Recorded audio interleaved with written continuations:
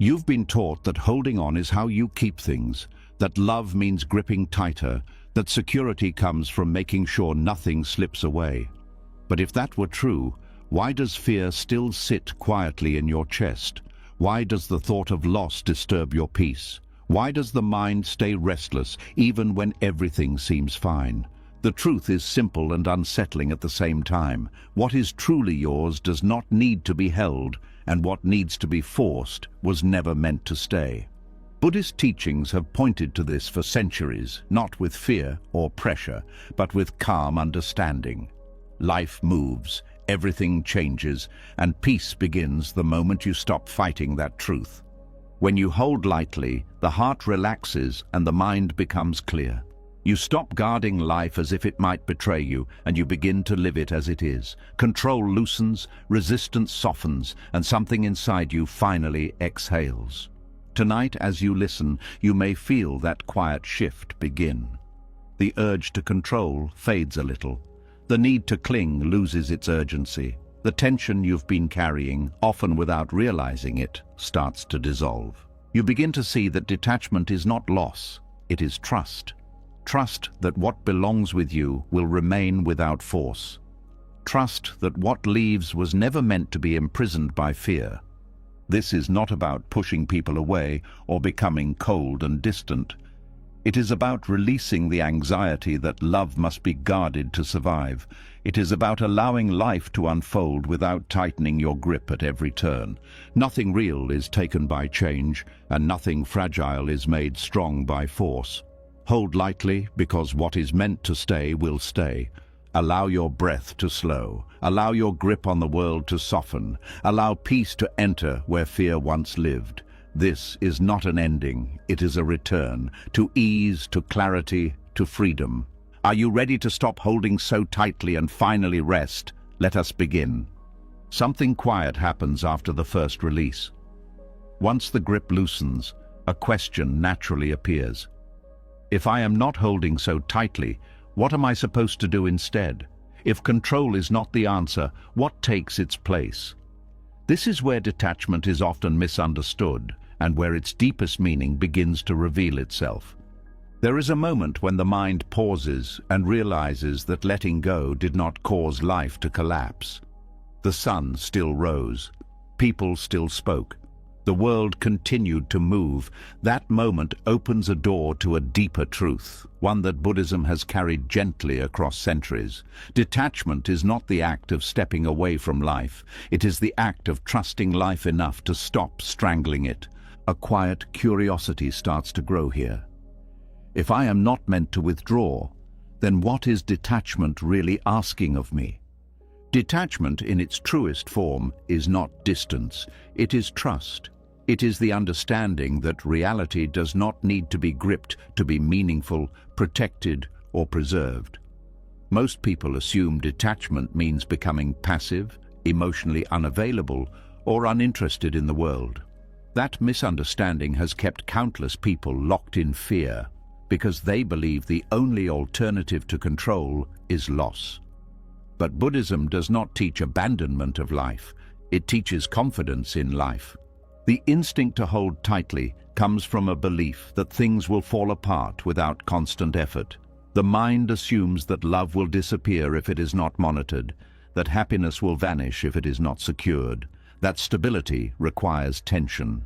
This belief creates a background anxiety that never truly rests. Even in moments of joy, there is a subtle worry that it could end. Detachment does not erase joy. It removes the fear that shadows it. Trusting reality does not mean being careless or indifferent. It means recognizing that life operates on principles far larger than personal control. Seasons change without permission. Bodies age without negotiation. People evolve in directions that cannot be predicted or commanded. Fighting these truths does not stop them. It only creates friction inside the mind. Detachment begins when that resistance softens. When someone practices detachment as trust, they stop asking life to promise permanence.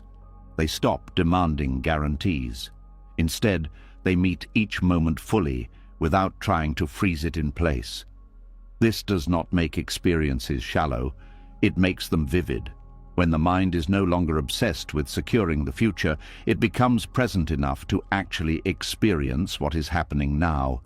Many people confuse engagement with attachment. They believe that to care deeply means to cling deeply. But care does not require possession.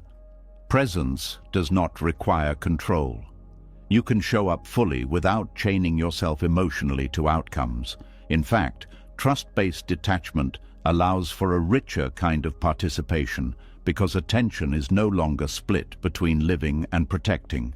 Withdrawal happens when someone is overwhelmed or disappointed by life and decides to numb themselves. Detachment happens when someone understands life clearly and no longer needs to brace against it. One is a closing, the other is an opening. Buddhism consistently points toward openness, not retreat. When you stop gripping reality, you begin to notice how much energy was being spent on fear. Fear of change, fear of loss, fear of uncertainty. That energy becomes available again, and it transforms into clarity. The mind becomes less reactive. Instead of constantly asking, "How do I keep this?" it begins asking, "How do I meet this honestly?" Trusting reality also means trusting yourself within it. Detachment is not blind faith that everything will be pleasant. It is confidence that you can respond to whatever arises. When you trust your ability to meet life, you no longer need to micromanage it. This is where real strength appears, not in control, but in adaptability. A detached mind does not collapse when plans change. It adjusts. It does not panic when people disappoint. It learns. It does not cling to comfort as if survival depends on it. It rests in the knowledge that discomfort is temporary. This flexibility is not weakness, it is resilience. Much suffering comes from treating reality like an enemy that must be subdued. Detachment changes that relationship. Reality becomes something to cooperate with rather than fight against. Pain still happens. Loss still occurs, but the additional suffering created by resistance fades. You stop arguing with what already is. Trusting reality also means releasing the idea that life owes you a specific shape. When expectations loosen, disappointment loses its sharp edge. This does not make you passive or unmotivated. It makes your actions cleaner. You act because action feels right, not because you are trying to secure emotional safety through results. Detachment allows effort without desperation, love without fear, commitment without possession. You can work hard without tying your identity to success. You can care deeply without demanding permanence. This balance is what Buddhism refers to as the middle way, not clinging, not avoiding, simply engaging with wisdom. When detachment is misunderstood, people fear it will drain life of meaning. The opposite happens. Meaning deepens because it is no longer dependent on permanence. A sunset becomes precious precisely because it will not last. A conversation becomes sacred because it cannot be repeated in the same way. Trusting reality allows you to appreciate moments without trying to imprison them. The mind that trusts reality stops rehearsing disaster. It no longer treats uncertainty as a threat. It sees uncertainty as the natural condition of life. This shift alone reduces immense mental strain. Anxiety thrives on the illusion that certainty is possible if you worry enough. Detachment exposes that illusion. There is also a quiet humility in detachment. It acknowledges that life is larger than personal will. This humility is not humiliation, it is relief. You are no longer responsible for holding the universe together. You are only responsible for meeting your own experience with awareness and integrity. When trust replaces control, relationships change. You listen more, you react less, you allow others to be themselves instead of trying to mold them into sources of security. This creates space for genuine connection. People feel less managed and more met. Detachment, far from isolating, often deepens intimacy. Trusting reality also dissolves the constant internal commentary about how things should be. The mind becomes quieter because it is no longer fighting imaginary battles with the present moment. Silence grows not because you suppress thoughts, but because there is less conflict generating them. This kind of detachment does not happen through force. You cannot command yourself to trust reality. It develops gradually as you observe how clinging creates tension and how letting go creates ease. Each small release reinforces confidence. Each moment of non-resistance becomes proof that life continues without your grip. Over time, you begin to sense a subtle friendliness in reality, not because everything is pleasant, but because everything is workable. Even pain becomes something that can be met, learned from, and released. This realization is deeply stabilizing. You stop bracing for collapse. Detachment as trust also reshapes how you experience uncertainty about the future. Instead of seeing it as a void to fear, you see it as open space. Possibility replaces dread. Flexibility replaces rigidity. You prepare without panicking. You plan without clinging. The nervous system responds to this shift. When the mind stops signaling constant threat, the body relaxes. Breathing deepens. Muscles soften. Rest becomes more accessible. Detachment is not only a philosophical stance, it is a physiological relief. Trusting reality does not mean trusting that everything will go your way. It means trusting that nothing needs to go your way for you to remain whole. This is the quiet power Buddhism points toward, a power that does not dominate but endures. As this understanding settles, something else becomes clear. Detachment is not something you apply to life from the outside. It is something that emerges when you stop misunderstanding life. When you stop demanding permanence, reality no longer feels like a threat. It feels like a flow you can stand within. This is why true detachment feels warm rather than cold. It is rooted in acceptance, not avoidance. It allows you to participate fully without being consumed. You walk through life with open hands instead of clenched fists, and as this trust deepens, a subtle confidence forms beneath everything you do. You begin to sense that whatever comes, you will meet it. Whatever leaves, you will survive it. Whatever stays, you will appreciate it without fear. That confidence is not loud. It does not announce itself. It simply steadies you. And from that steadiness, life begins to feel less like something you must defend and more like something you can finally live. As the grip softens and the mind grows quieter, something subtle becomes visible. Even without tension, there is a lingering habit that tries to return, a reflex that says, hold on just a little more, protect this, secure that. It does not shout, it whispers, and that whisper is not desire. It is fear, speaking softly so it will not be questioned. There is a strange discomfort in realizing this. Many of the things you believed were driven by love, passion, or ambition begin to feel different when seen closely.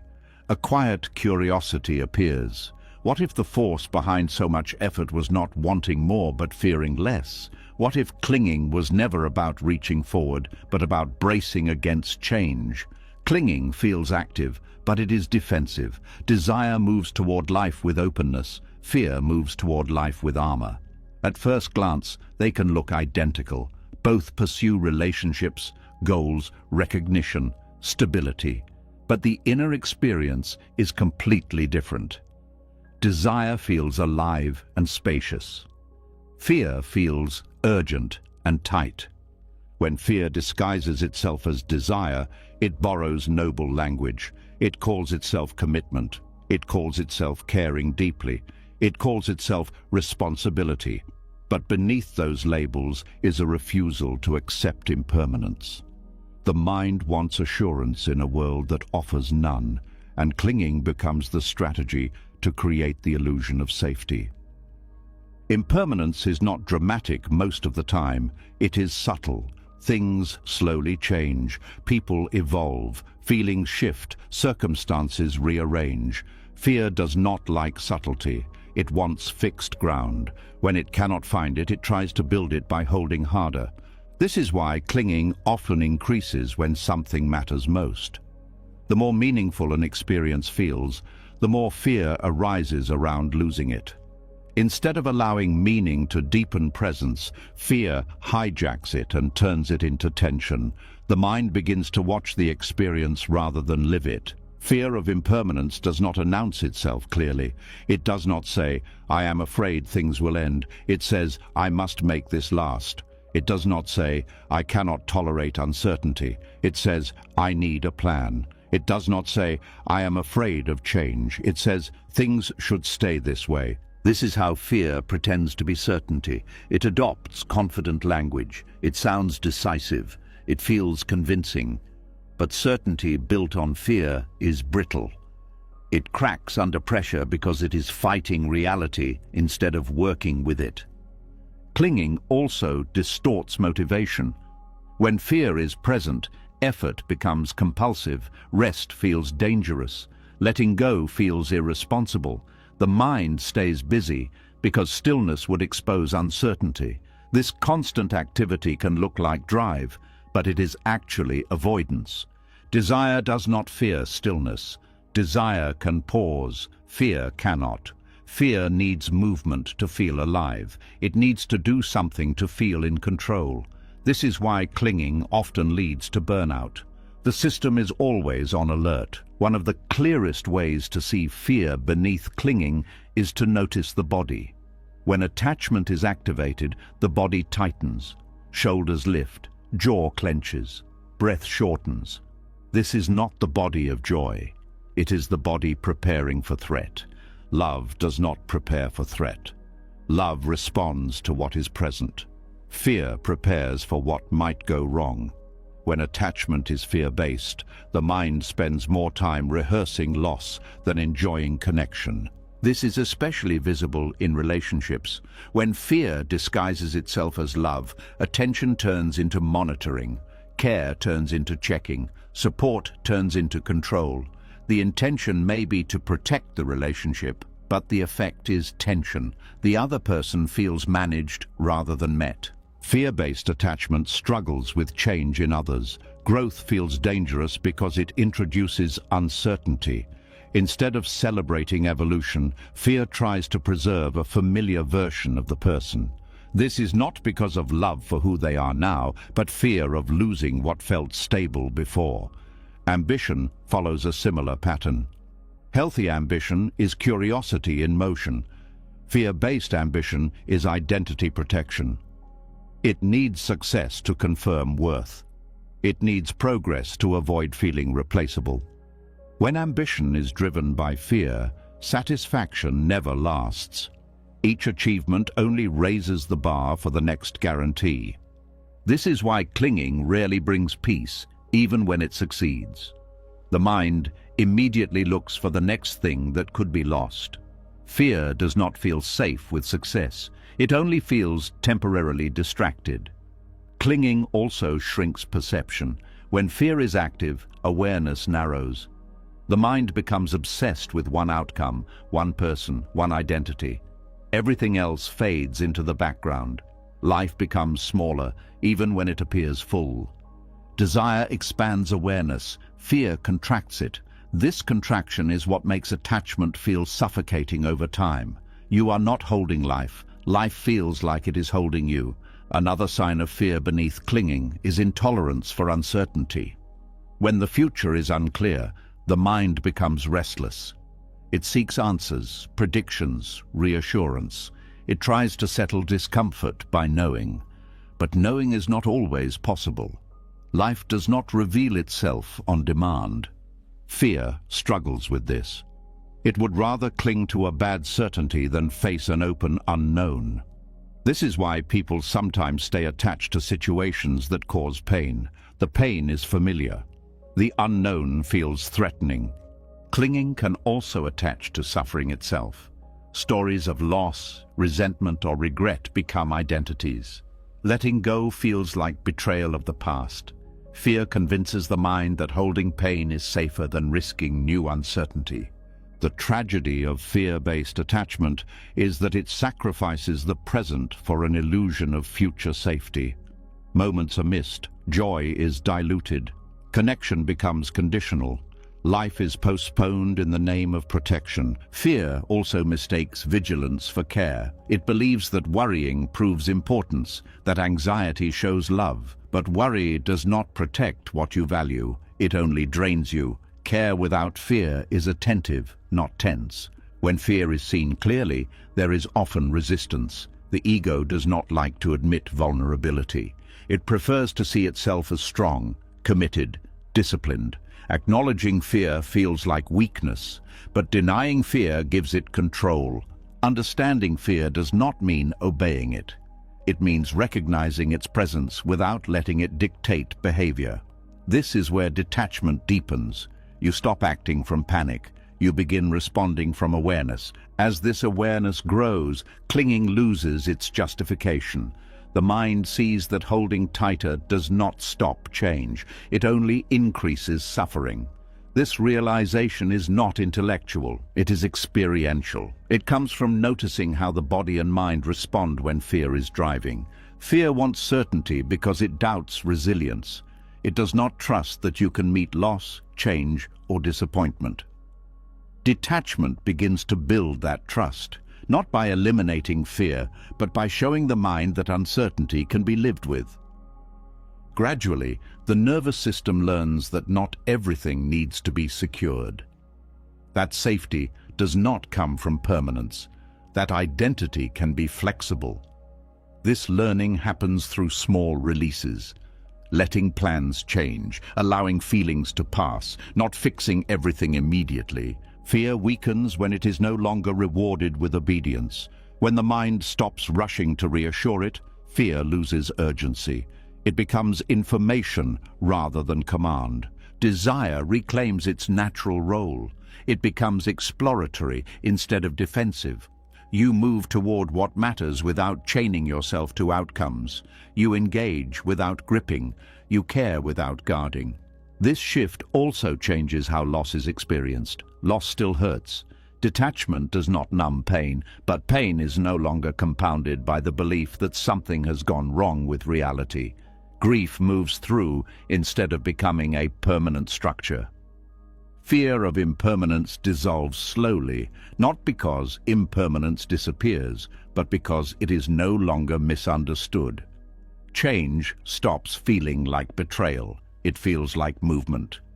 Clinging had promised certainty but delivered anxiety. Detachment offers no guarantees but delivers peace, not a dramatic peace, a quiet one, the kind that does not depend on conditions. The mind becomes less interested in owning experiences and more interested in understanding them. You stop asking, "How do I keep this?" and start asking, "How do I meet this honestly?" That question changes everything. Fear loses its disguise when you stop mistaking intensity for truth. Strong emotion does not mean something must be held forever. It means something is alive now. Detachment allows that aliveness without fear of its ending.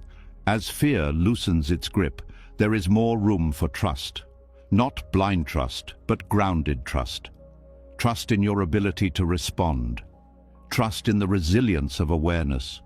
Trust that life does not need to be frozen to be meaningful. Clinging fades not because you reject it, but because you see through it. It no longer feels like protection. It feels like weight.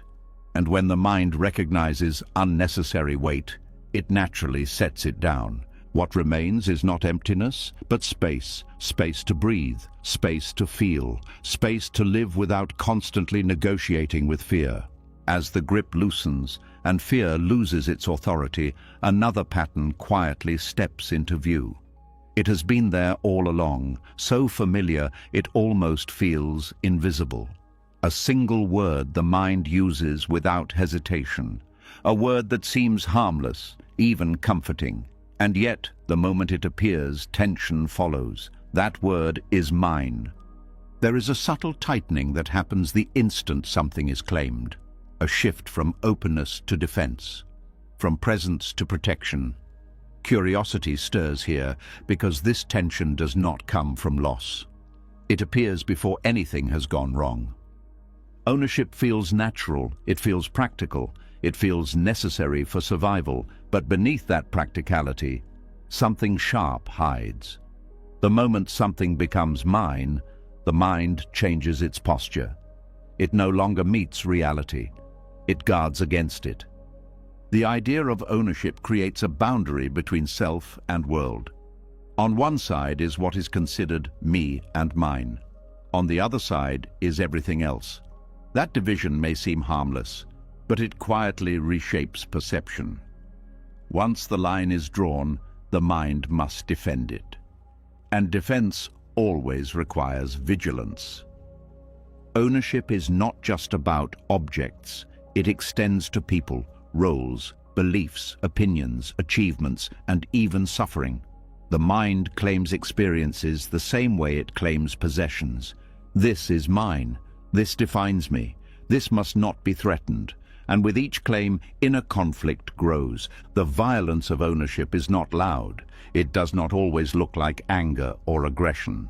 Often it looks like worry. It looks like comparison. It looks like resentment. It looks like fear disguised as responsibility. The mind begins to scan for threats that did not exist before the claim was made. Before ownership, there is enjoyment. After ownership, there is anxiety. Before ownership, there is appreciation. After ownership, there is fear of loss. This shift happens so quickly it is rarely noticed. But it changes the entire emotional landscape. When something is labeled mine, the mind creates a story around it. That story includes potential enemies, anyone who might take it, anything that might damage it, any change that could weaken it. Reality itself becomes suspicious. This is how ownership invents conflict. It turns neutral circumstances into threats. It turns other people into competitors. It turns time into an enemy. Aging becomes an attack. Change becomes a betrayal. Uncertainty becomes a danger. The mind believes ownership brings safety, but safety built on possession is fragile. The more something matters, the more fear gathers around it. The mind must constantly defend its territory. Peace becomes conditional. This inner conflict does not require actual loss. It arises from anticipation alone. The thought that something could be taken is enough to create tension. The nervous system responds as if danger is already present. Ownership also reshapes identity. When something is mine, it becomes part of who I think I am. Losing it no longer feels like losing an object. It feels like losing myself. This is where fear intensifies. The mind is no longer protecting something external. It is protecting its image. This is why criticism hurts more when identity is involved, why challenges feel personal, why disagreement feels threatening. Ownership of ideas creates enemies out of differing perspectives. The mind must be right because being wrong feels like annihilation. Even positive traits can become violent when owned. Kindness becomes something to protect rather than express. Wisdom becomes something to defend rather than deepen. Spiritual identity becomes a weapon rather than a path. Ownership demands loyalty from reality. It expects life to cooperate with the story it has built. When reality does not comply, frustration arises. The mind feels betrayed by events that were never obligated to obey. The violence here is subtle but persistent. It is the constant friction between how things are and how the mind insists they should remain. This friction drains energy. It keeps the system in a low-level state of stress. Relationships suffer deeply under ownership. When people are claimed, expectations form. Roles harden. Freedom shrinks. Love becomes conditional. The other person is no longer met as they are, but measured against what they provide. Ownership turns affection into obligation, care into entitlement, presence into duty. And when those expectations are not met, resentment follows. Conflict appears not because love disappeared, but because possession replaced connection. Even self-ownership creates conflict. The idea of my life, my path, my success can trap the mind in comparison. Other people's progress feels like a threat. Their happiness feels like competition. The world becomes a scoreboard. Ownership also feeds scarcity. If something is mine, it implies it is limited. If it is limited, it must be protected. If it must be protected, someone must be kept out. This logic fuels fear, even when resources are abundant. The mind rarely questions this chain of reasoning. It feels instinctual, but it is learned, and what is learned can be unlearned. The Buddha's insight into non-ownership was not about rejecting material life. It was about recognizing how the idea of possession distorts perception. The problem is not having things.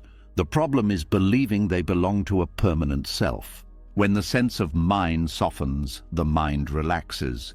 The world stops feeling hostile. Experiences are met without the need to guard them. Enjoyment returns without fear.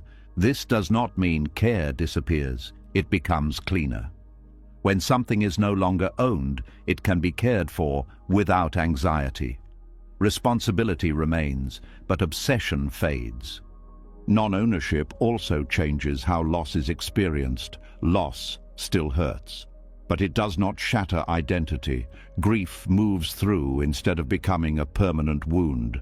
The pain is honest, not compounded by the belief that something essential was stolen. The violence of ownership is also visible in how people treat themselves. When failure is owned, shame appears. When success is owned, fear of losing it appears. The mind swings between pride and self-attack, never resting. Letting go of ownership creates neutrality. Experiences are allowed to be what they are without becoming verdicts on worth. Life becomes a series of events rather than a trial. Ownership also fuels comparison. If something is mine, it can be more or less than someone else's. Comparison breeds dissatisfaction. There is always someone with more, someone with less. Peace becomes dependent on relative position. Without ownership, comparison loses relevance. Experiences are no longer ranked. They are simply lived. Satisfaction becomes internal rather than negotiated against others. The idea of mine also locks the mind into time. It demands continuity. It expects the past to guarantee the future. When continuity breaks, anxiety spikes. Non-ownership allows for discontinuity without collapse. The mind often resists this understanding because ownership feels empowering. It feels like control. But true power does not come from possession. It comes from adaptability, from the ability to respond without being threatened. Non-ownership does not mean neglect. It means engagement without domination. It means participating in life without declaring war on change. As the sense of mine loosens, a quiet relief appears. The world feels less heavy. There is less to defend, less to prove, less to protect. Conflict decreases not because the world becomes gentle, but because the mind stops attacking itself through constant defense. Energy once spent guarding dissolves into presence. This presence does not make life smaller, it makes it more fluid. Experiences move freely. Joy comes without fear. Difficulty comes without added resistance. Ownership had promised security, but delivered conflict. Letting go does not create chaos. It creates space. In that space, the mind learns something simple and profound. Nothing needs to be possessed to be meaningful. Nothing needs to be owned to be cared for. And nothing needs to be defended to be lived fully. The quiet tension that once followed the word mine begins to fade. What remains is not emptiness, but ease. A way of being that no longer treats reality as something to conquer, but as something to move within. As the sense of ownership loosens, something delicate begins to surface. When the mind no longer declares war on reality, it becomes aware of a deeper fear that has been quietly shaping behavior all along.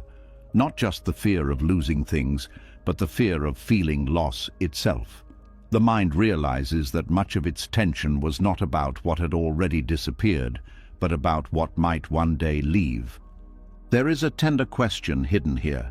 If everything changes, is there a way to meet that truth without closing the heart?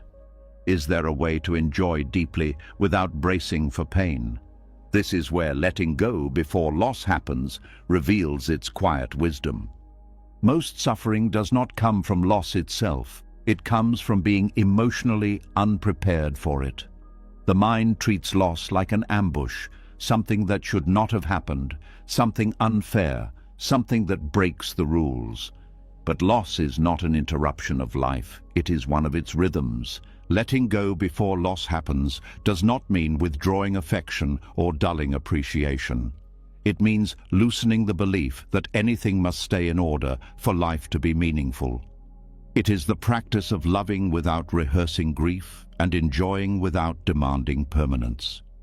The mind often believes that holding tightly will soften the pain of loss when it arrives. But the opposite is true. The tighter the grip, the sharper the break. Clinging creates shock. Letting go creates continuity. Emotional release before loss happens is not resignation. It is realism infused with care. It is the quiet understanding that everything you touch is already changing and that this does not reduce its value. When you allow yourself to see this clearly, something unexpected happens. Appreciation deepens. Moments become vivid because they are not taken for granted. You stop assuming there will be more later. Presence replaces postponement. Most people delay emotional release because they confuse it with indifference. They believe that if they loosen their attachment, they will care less. But care does not depend on ownership. Care depends on attention, and attention sharpens when fear steps aside. Letting go early means not tying your emotional stability to continuation. It means allowing experiences to be complete without insisting they be permanent. This allows joy to be full rather than anxious. The mind resists this practice because it feels counterintuitive. It asks, if I accept loss now, won't I suffer twice? But acceptance does not create pain. Resistance does. When you accept impermanence, you are not grieving the future, you are respecting reality. Anticipatory release is not pre-grief. It is pre-clarity. It removes the illusion that anything was guaranteed in the first place. When loss eventually occurs, it is still painful, but it is not disorienting.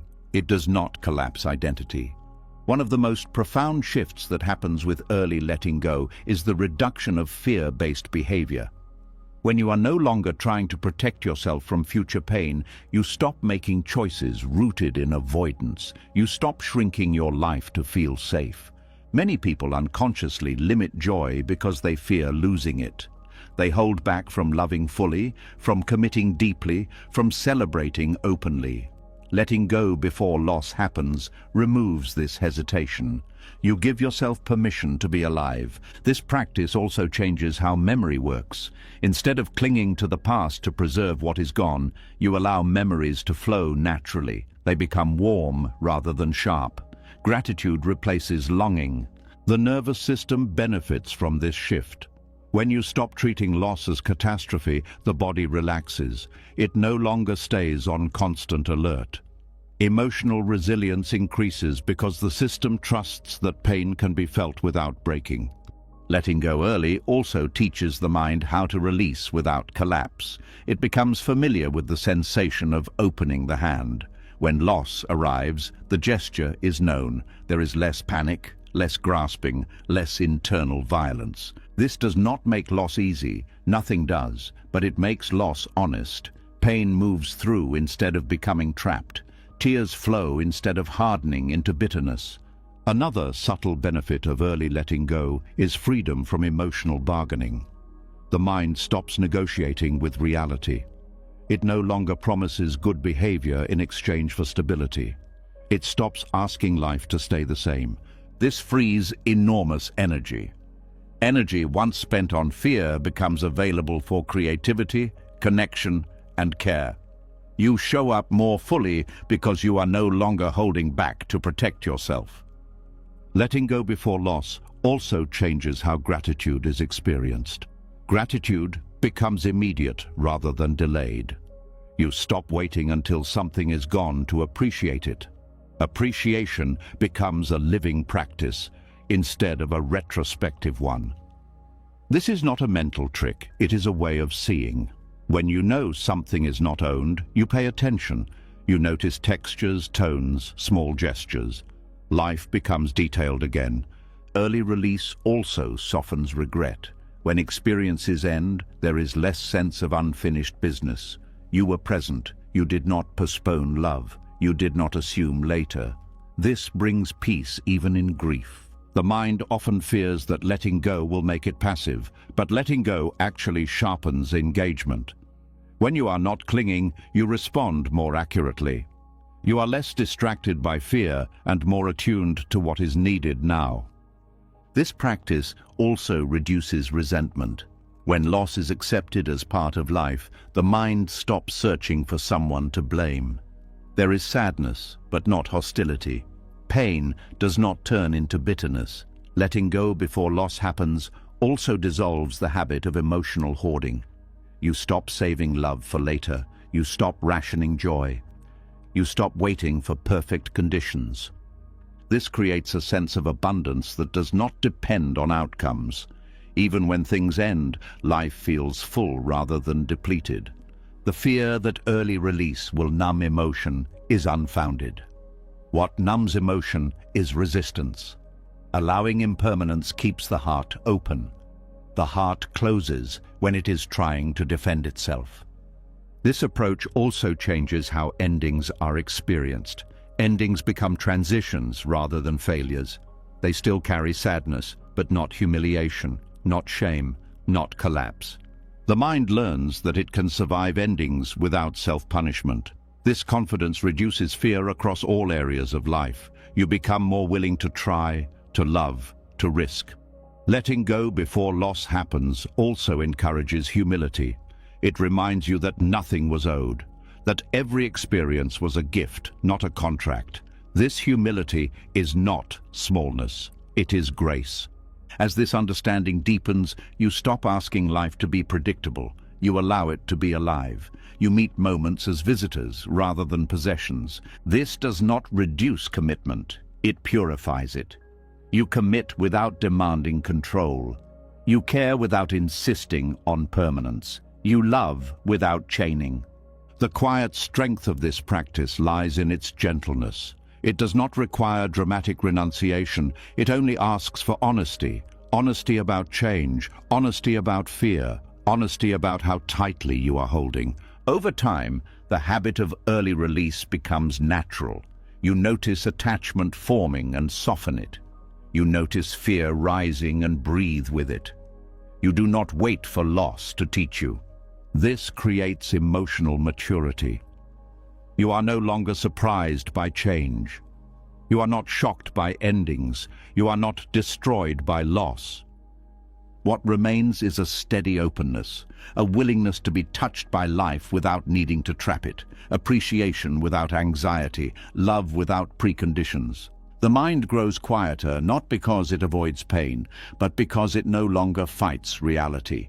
Life continues to move, experiences come and go, and you remain present, responsive, and awake within it all. Letting go before loss happens does not steal meaning from life. It reveals it.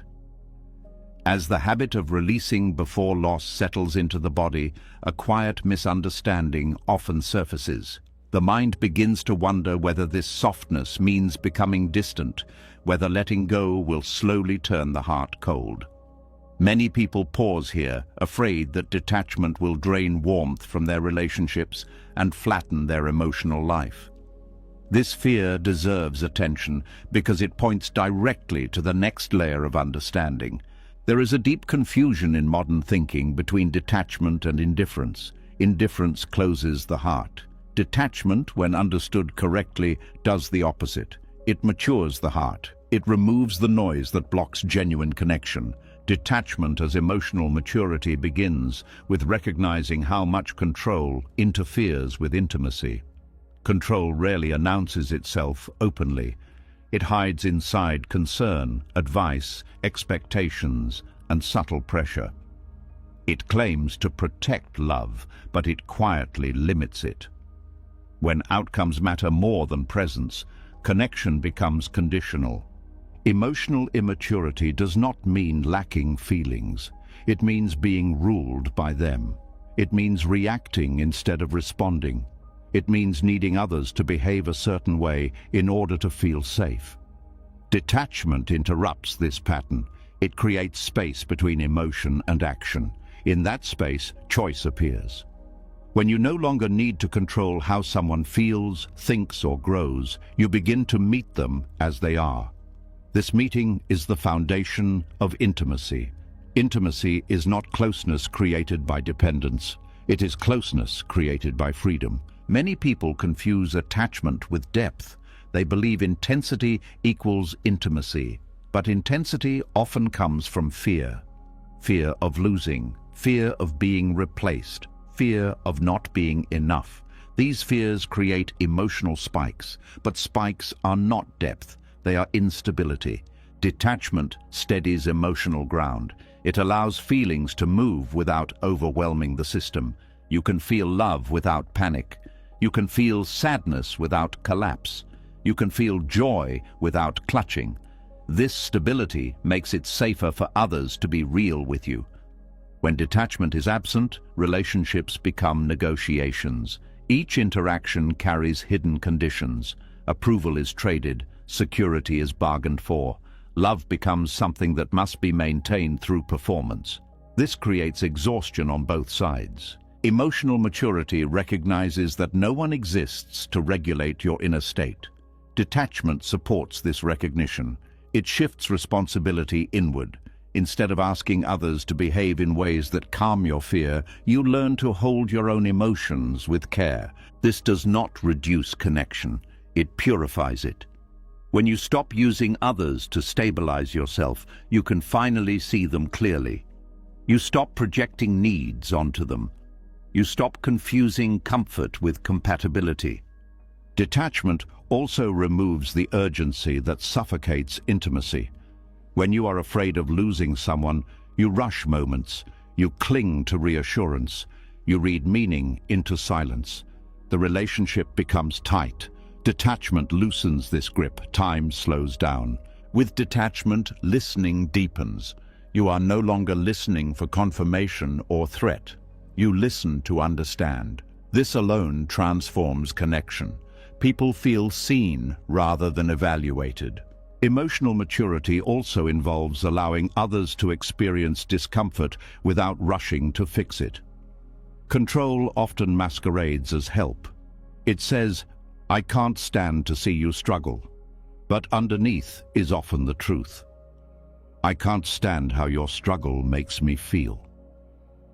Detachment allows you to stay present without intervening unnecessarily. This does not mean withholding support. It means offering support without attachment to outcomes. You help because it feels right, not because you need a specific result to feel okay.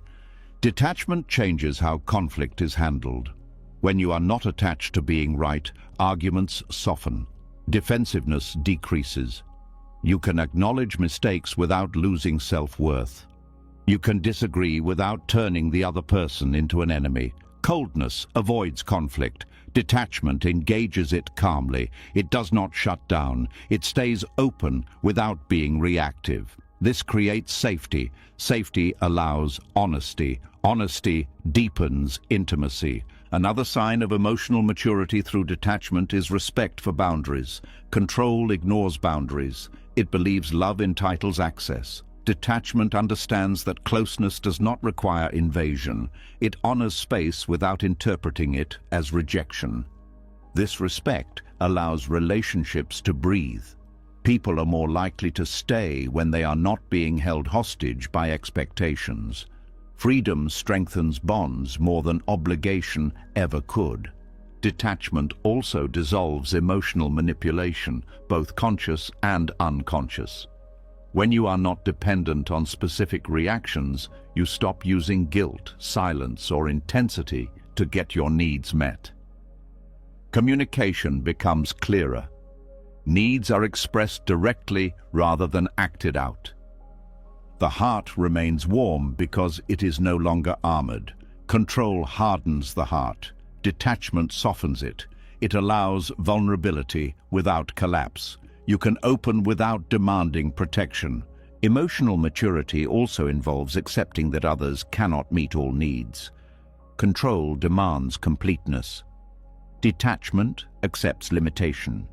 This prevents disappointment from turning into resentment. When expectations loosen, appreciation grows. You notice what is offered rather than obsessing over what is missing. Gratitude replaces comparison. Presence replaces evaluation. Detachment also supports emotional consistency. Instead of swinging between closeness and withdrawal, you remain steady. This steadiness builds trust. People feel they can rely on you because your mood is not constantly tied to their behavior. Coldness withdraws to avoid pain. Detachment stays engaged while accepting pain as part of connection. It does not punish others for being human. Another important aspect of emotional maturity is allowing relationships to change form without labeling that change as failure. Control clings to roles. Detachment allows evolution. A connection can shift without being erased. This flexibility reduces heartbreak. You grieve changes without catastrophizing them. You do not force continuity where it no longer fits. Detachment also deepens self-respect. When you are not chasing validation, you choose relationships that align with your values. You do not stay where you must shrink to be accepted. You do not leave simply because discomfort arises. Emotional maturity is the ability to stay without clinging and leave without hatred. Detachment supports both. This maturity also changes how love is expressed. Love becomes an offering, not a demand. You give without keeping score. You receive without obligation. The fear that detachment will make you less caring fades as you experience its effects. You care more cleanly. Without fear, love flows naturally. Without control, affection becomes spacious. Detachment allows deeper intimacy because it removes the pressure to perform. Both people can relax. Masks fall away. Authenticity emerges. You begin to value honesty over harmony. Harmony maintained through suppression is fragile. Honesty held with detachment is stable. Detachment also reduces emotional burnout. When you are not responsible for managing others' feelings, you conserve energy. This energy can be used for presence, creativity, and care. Emotional maturity recognizes that connection does not mean fusion. Two people can be close without merging identities. Detachment preserves individuality while supporting connection. This balance prevents resentment. When you do not lose yourself in relationships, you do not secretly blame others for your sacrifice. Detachment also improves forgiveness. When you are not attached to how things should have been, you release grudges more easily. Forgiveness becomes a natural response rather than a moral effort. Coldness protects itself by numbing. Detachment protects itself by understanding. One closes doors, the other opens windows. As detachment matures, relationships feel lighter but not shallow. There is room for laughter, silence, disagreement, and change. The connection adapts instead of breaking. The heart does not shrink, it expands. It learns how to love without fear, how to stay open without losing itself, how to be present without trying to control life. This is emotional maturity, not the absence of feeling, but the presence of wisdom within feeling, not distance but clarity, not coldness but warmth that no longer burns. Detachment does not remove intimacy, it makes intimacy possible. As emotional maturity settles in, something gentle begins to happen. Without control, without clinging, without the constant need to secure outcomes, attention starts to soften. The mind is no longer busy managing the future or protecting the past. In that openness, a quiet feeling appears. Not excitement, not relief, gratitude, but not the forced kind. The kind that rises naturally when you realize nothing is promised. There is a subtle surprise here. Many people believe that holding lightly will make life feel less important, less intense, less meaningful. Yet the opposite unfolds. When guarantees disappear, presence sharpens. When permanence is no longer assumed, every moment gains weight. Gratitude does not grow from ownership, it grows from awareness. When something is treated as guaranteed, it fades into the background of attention. The mind stops noticing it. This is not because it lacks value, but because familiarity dulls perception. Holding lightly reverses this dulling. It brings life back into focus. When nothing is guaranteed, the mind stops postponing appreciation. There is no longer an assumption that there will be more later, that this can be enjoyed tomorrow, that connection can be deepened another time. Attention arrives fully because now is all that is known. Holding lightly removes entitlement. Entitlement quietly erodes gratitude. When the mind believes it deserves certain experiences, people, or conditions, appreciation turns into expectation. Expectation turns into disappointment. Holding lightly breaks this chain. Without entitlement, experiences feel like gifts rather than obligations. Even ordinary moments regain color. A conversation feels alive. A quiet afternoon feels full. A shared meal feels meaningful, not because anything extraordinary is happening, but because nothing is being taken for granted. Gratitude, sharpened by impermanence, is not sentimental. It is clear. It does not cling. It does not beg moments to stay. It simply recognizes their presence and responds with care. Many people fear that acknowledging impermanence will make joy fragile. They believe that if they remember something could end, they will not relax into it. But what actually makes joy fragile is fear of loss. Holding lightly removes that fear. Joy becomes something that can be experienced fully without the shadow of anxiety. When you stop trying to secure experiences, you stop splitting attention. You are no longer half in the present and half in the future, worrying about preservation. Attention becomes whole. Gratitude grows naturally from wholeness. Holding lightly also changes how memory functions. When experiences end, they are remembered with warmth rather than grasping. You do not cling to memories to compensate for fear. Memories become reflections, not substitutes. This kind of gratitude does not deny sadness. Sadness and gratitude can coexist. In fact, they often deepen each other. When something ends, grief honors the value of what was present. Gratitude does not erase pain, it gives it meaning. When nothing is guaranteed, even difficult moments are met differently. Hard experiences are not dismissed, but they are not wasted. Attention stays open. Learning replaces resentment. Gratitude appears not for the pain itself, but for the clarity it brings. Holding lightly also prevents the mind from numbing itself. When experiences are assumed to be permanent, the mind dulls sensation.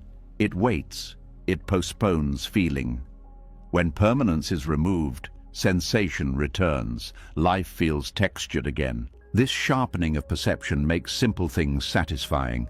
You notice tone of voice, shifts in light, subtle kindness.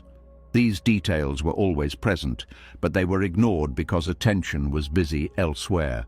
Gratitude sharpened by uncertainty is active, not passive. It shows up as care. You listen more closely. You respond more thoughtfully. You express appreciation sooner rather than later. You do not save kindness for special occasions. Holding lightly also dissolves comparison. When experiences are not owned, they are not measured against others. You stop asking whether someone else has more, better, or longer-lasting experiences. Gratitude becomes personal rather than competitive. This shift also changes how success is experienced. Achievements are enjoyed without being used as proof of worth. You appreciate effort without demanding recognition. Satisfaction becomes internal. Gratitude deepens because it is no longer transactional. You do not feel grateful because something benefits you. You feel grateful because something exists at all. This removes pressure from life to constantly deliver. Holding lightly also supports humility. When nothing is guaranteed, arrogance fades. You recognize that favorable conditions are not personal achievements alone. This humility does not diminish confidence, it stabilizes it. Another quiet effect of holding lightly is patience. When you are not rushing to secure outcomes, you can wait. You allow processes to unfold. Gratitude includes patience because it trusts timing rather than forcing results. This patience also reduces frustration. When things do not go as planned, the mind does not immediately label the moment as a failure. It stays open. Gratitude for effort replaces obsession with outcome. Holding lightly allows appreciation to exist without attachment. You can enjoy beauty without needing to possess it. You can love without demanding permanence. You can experience joy without fearing its end. This kind of gratitude is resilient. It does not disappear when conditions change. It adapts. When something leaves, gratitude shifts from presence to remembrance without bitterness. Holding lightly also transforms routine. Repetition no longer breeds boredom. It breeds familiarity, infused with attention. You notice variation within sameness. Life stops feeling mechanical. When nothing is guaranteed, even the body is appreciated differently. Sensations are noticed. Health is valued without panic. Aging is acknowledged without despair. Gratitude replaces denial. This perspective also reduces impatience with others. When you understand that nothing is promised, you stop demanding perfection. You become more forgiving. Gratitude for effort replaces criticism for flaws. Holding lightly changes how time is experienced. Time feels less like something slipping away and more like something passing through. You stop chasing moments and start inhabiting them. Gratitude, sharpened by impermanence, also encourages expression. You say what matters sooner. You show appreciation openly. You do not assume there will be another chance. This does not create urgency born of fear. It creates clarity born of awareness. You act because it feels true, not because you are panicking about loss. Holding lightly also frees joy from conditions. Joy no longer depends on how long something lasts. A short moment can be complete. A brief connection can be meaningful. This is why gratitude deepens rather than weakens when certainty is removed. Certainty dulls attention. Uncertainty sharpens it. Gratitude also becomes less performative. You stop trying to feel grateful because you should. Gratitude arises naturally when the mind is present. Holding lightly also softens disappointment. When expectations are loose, outcomes do not crush the heart. Gratitude for effort, learning, and experience remains even when results differ. This allows you to keep engaging with life without becoming cynical. Cynicism often grows from repeated disappointment paired with rigid expectation. Holding lightly dissolves this pattern. Gratitude, sharpened by impermanence, also nurtures contentment. Contentment does not mean settling. It means recognizing sufficiency within the present moment. Holding lightly allows ambition to coexist with gratitude. You strive without resentment. You aim without entitlement. You appreciate progress without demanding completion. As this way of seeing deepens, life feels fuller without being heavier. Moments carry weight, but not burden. Attention stays open. Appreciation stays alive. Gratitude becomes less about saying thank you and more about how you live. It shows up in care, patience, presence, and respect. When nothing is guaranteed, nothing is wasted. Every experience contributes. Every moment matters. Holding lightly does not weaken gratitude. It reveals it. Gratitude was never meant to grow from security. It grows from awareness, and awareness sharpens when the hands are open. As gratitude sharpens and attention stays open, another belief quietly starts to wobble. A belief so familiar, it often goes unquestioned. The idea that stability is something you can achieve and then keep. That if you just arrange life correctly, hold the right things close, and protect what matters, everything will finally settle. This belief feels comforting. It promises rest.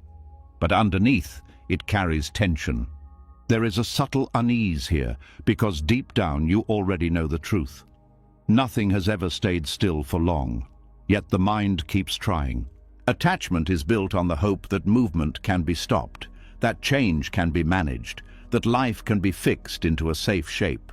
This hope is understandable, but it is also the source of quiet suffering. Life is not designed to hold still. It moves by nature, and when movement is resisted, growth suffocates. Stability, as most people imagine it, is an illusion.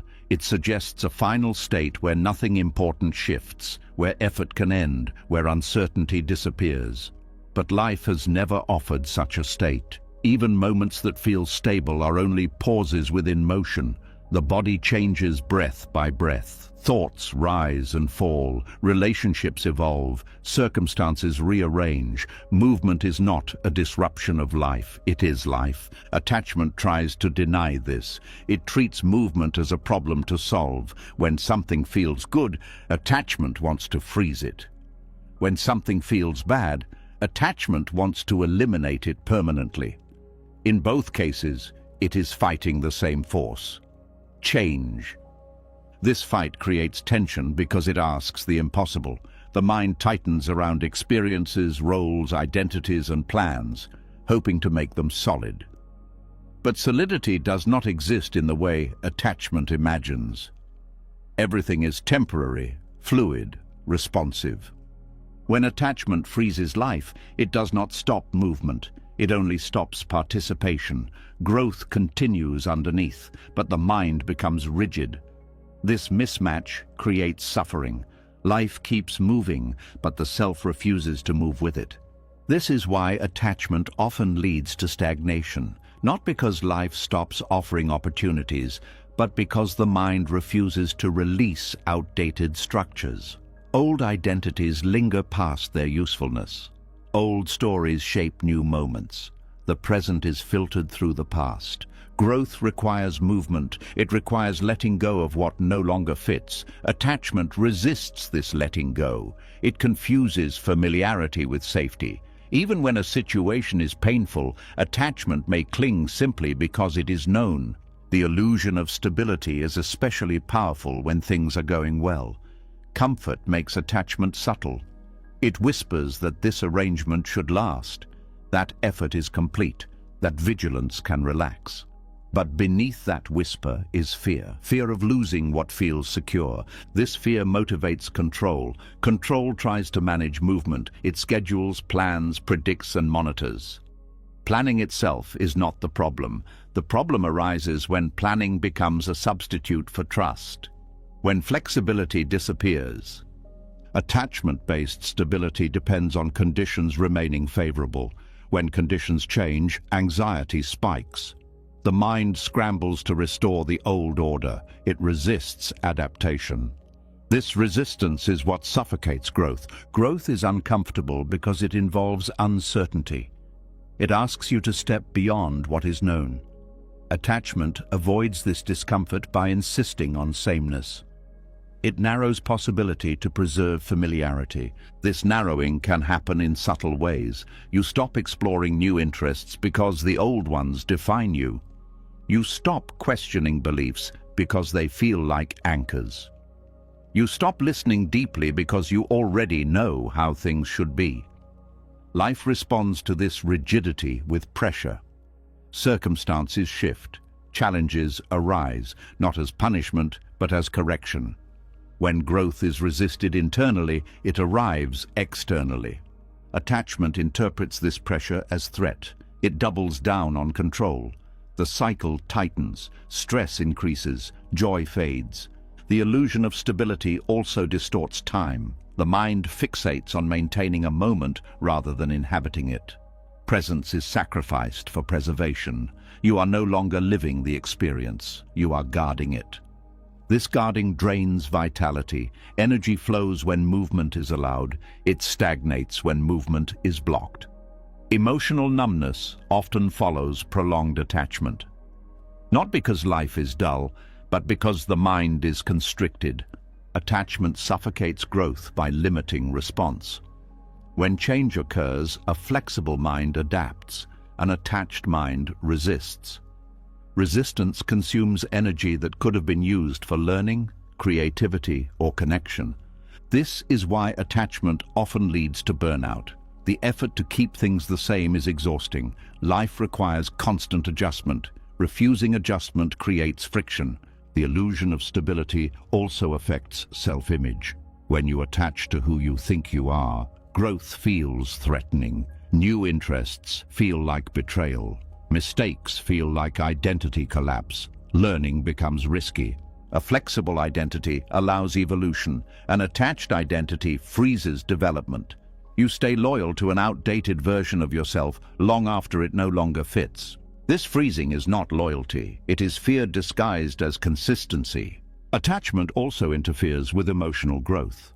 Feelings are meant to move. Sadness passes, joy passes, anger passes. When emotions are suppressed or clung to, they stagnate. Suppressed emotions harden. Clung to emotions overwhelm. Movement allows integration. Feelings are processed by being felt and released. Attachment interrupts this natural cycle. Emotional patterns repeat because they are never allowed to complete. The illusion of stability is often reinforced by culture. Success is framed as arrival. Relationships are framed as permanence. Happiness is framed as a state to reach. These narratives encourage attachment. They imply that movement is failure, but arrival is temporary. Relationships evolve. Happiness fluctuates. When reality contradicts the narrative, disappointment arises. Not because life failed, but because expectations were unrealistic. Attachment freezes not only external circumstances, but inner curiosity. When you believe you have arrived, you stop asking questions. Curiosity fades. Growth slows. Life does not reward stagnation. It invites participation. When participation stops, meaning thins. Movement does not mean chaos. It means responsiveness. Stability does not come from freezing life. It comes from moving with it. Like balance on a bicycle, stability exists only while in motion. Attachment misunderstands this. It tries to create balance by standing still. The result is a fall. True stability is dynamic. It adapts, it bends, it responds. It does not require conditions to remain unchanged. It relies on capacity rather than control. When attachment loosens, movement is no longer threatening. Change becomes information rather than danger. Growth feels natural instead of forced. This shift restores vitality. Energy returns because it is no longer blocked. Creativity awakens. New possibilities appear. Attachment suffocates growth because it clings to outcomes. Growth cares about process. Outcomes shift. Process continues. This is visible in learning. When attached to being competent, mistakes are avoided. Growth stalls. When detached from image, mistakes become teachers. Attachment also limits compassion. When attached to how others should be, their growth feels inconvenient. Detachment allows you to support change rather than resist it. The illusion of stability also creates impatience. Growth takes time. Attachment wants immediate certainty. When progress is slow, frustration rises. Detachment allows patience because it trusts movement. Life's movement is not linear. There are pauses, setbacks, leaps. Attachment expects consistency. Detachment allows rhythm.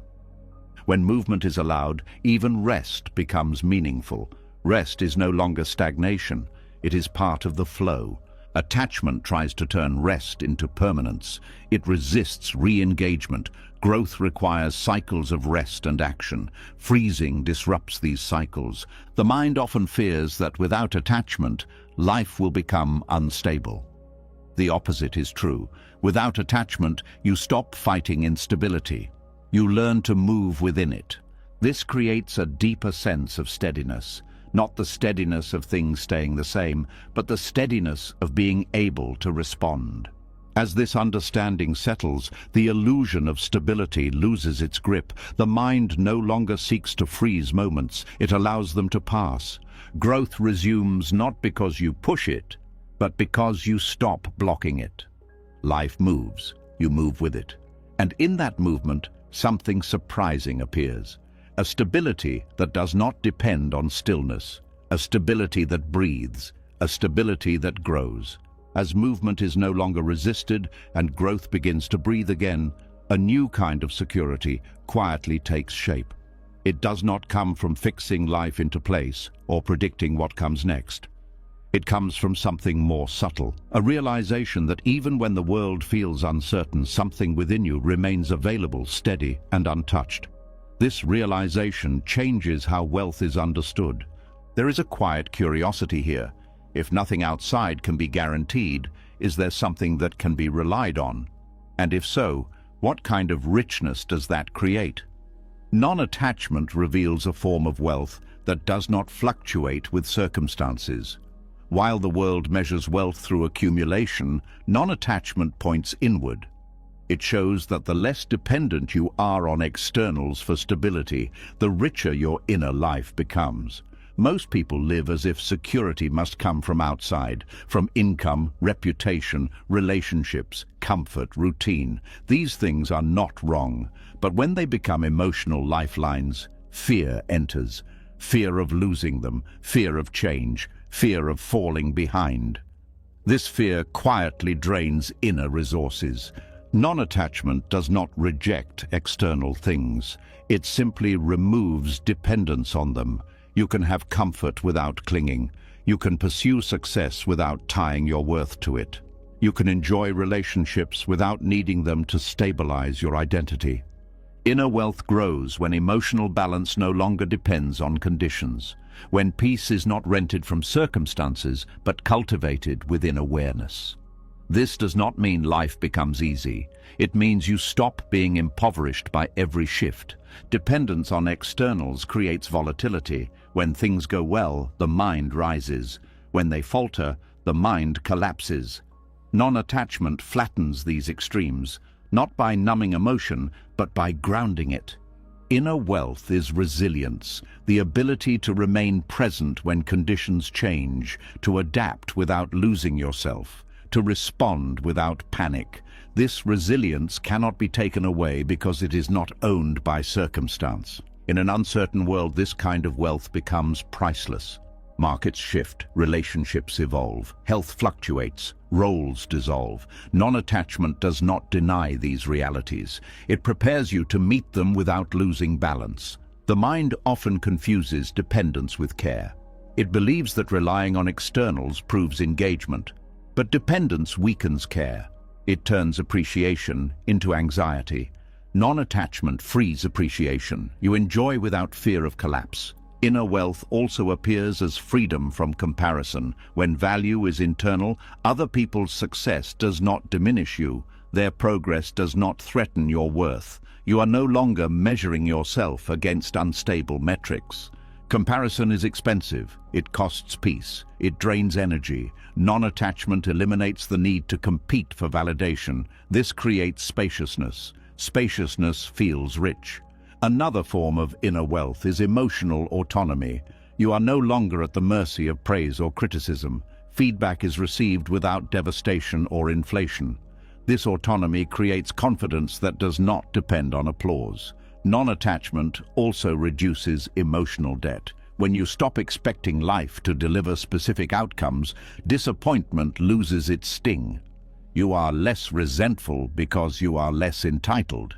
Gratitude replaces grievance. Inner wealth includes the ability to rest without guilt. When your worth is not tied to productivity or outcome, rest becomes restorative instead of anxious. You stop proving yourself to invisible judges. This also changes how effort feels. You still work, strive, and engage, but without desperation. Effort becomes expression rather than survival. This makes action sustainable. Non-attachment strengthens discernment. When you are not chasing security through externals, choices become clearer. You are less likely to compromise values for comfort. Integrity becomes easier because fear has less leverage. Inner wealth also shows up as patience. When you are not dependent on immediate results, you can wait. You can allow processes to unfold. This patience reduces stress and improves decision-making. The mind becomes less reactive to uncertainty. Uncertainty no longer signals danger, it signals openness. Possibility replaces threat. This shift alone transforms how life is experienced. Non-attachment also protects against despair. When things fall apart, inner wealth remains accessible. You may grieve, struggle, and feel pain, but you are not empty. Something steady remains. This steadiness is not rigid, it is flexible. It adapts, it responds. It does not demand predictability, it trusts capacity. Inner wealth is also simplicity. When you are not emotionally dependent on many things, life becomes lighter. You need less to feel okay. This does not make life smaller, it makes it more manageable. Simplicity reduces noise. Noise drains attention. Attention is a form of wealth. When attention is free, life feels rich regardless of circumstances. Non-attachment also improves generosity. When you are not hoarding security, sharing becomes natural. You give time, care, and resources without fear of depletion. Giving reinforces abundance. This generosity is not performative, it is grounded. You give because you can, not because you need approval. This creates dignity. Inner wealth includes the ability to face fear without being ruled by it. Fear still arises, but it does not dictate choices. Courage grows not from the absence of fear, but from independence from it. Non-attachment also refines pleasure. Pleasure enjoyed without clinging is cleaner. It does not demand continuation. It does not turn into addiction. You savor without needing more. This protects against excess. Excess often comes from trying to fill inner poverty. When inner wealth is present, moderation becomes natural. Non-attachment also changes how loss is experienced. Loss still hurts, but it does not bankrupt you emotionally. You recover faster because you were not invested beyond capacity. This recovery is not denial, it is resilience. You feel pain without drowning in it. Inner wealth also includes clarity of purpose. When you are not chasing security through status or accumulation, you are freer to pursue what matters. Meaning replaces survival. This clarity reduces confusion. Confusion is expensive. It wastes time and energy. Non-attachment simplifies direction. Non-attachment also deepens trust. Not blind trust in outcomes, but trust in response. You trust your ability to navigate whatever arises. This trust creates calm. Calm is a form of wealth. It allows better thinking, deeper connection, and wiser action. Calm cannot be bought or stolen. Inner wealth also supports gratitude without dependency. You appreciate what you have without fearing its loss. Gratitude becomes stable. This stability makes happiness less fragile. Happiness no longer collapses when conditions change. It adapts. Non-attachment also encourages learning. When failure does not threaten identity, curiosity grows. Mistakes become resources rather than verdicts. Learning increases inner wealth by expanding perspective. Perspective reduces suffering. In an uncertain world, external wealth is always at risk. Inner wealth is portable. It moves with you through change. It is available in any condition. This does not mean you reject external success. It means success no longer defines you. You use it rather than lean on it. Non-attachment also dissolves the fear of not having enough. Enough becomes internal. This sense of sufficiency is deeply stabilizing. Sufficiency does not eliminate desire.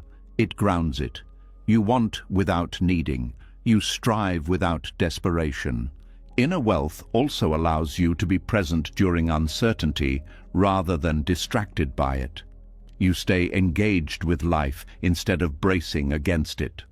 This presence enhances experience. Even uncertainty becomes interesting rather than threatening. Non-attachment is not withdrawal from the world. It is independence within it. You participate fully without being consumed. The less dependent you are on externals, the more stable your inner world becomes. This stability is not static. It moves with life. In a world that cannot promise certainty, inner wealth becomes the only form of security that does not collapse under pressure. Non-attachment quietly builds that wealth, not through accumulation, but through release. Not by controlling life, but by trusting your capacity to meet it. And in that trust, richness appears, not as excess, but as enough. As inner wealth becomes something you can feel rather than chase, another realization quietly settles in. When you stop depending on the outside world to hold you together, a question naturally arises. If so much can change, disappear, or be taken away, what, if anything, actually remains? What is truly yours when everything else moves? There is something steady beneath all the motion, something that does not weaken when circumstances shift. This realization does not arrive loudly.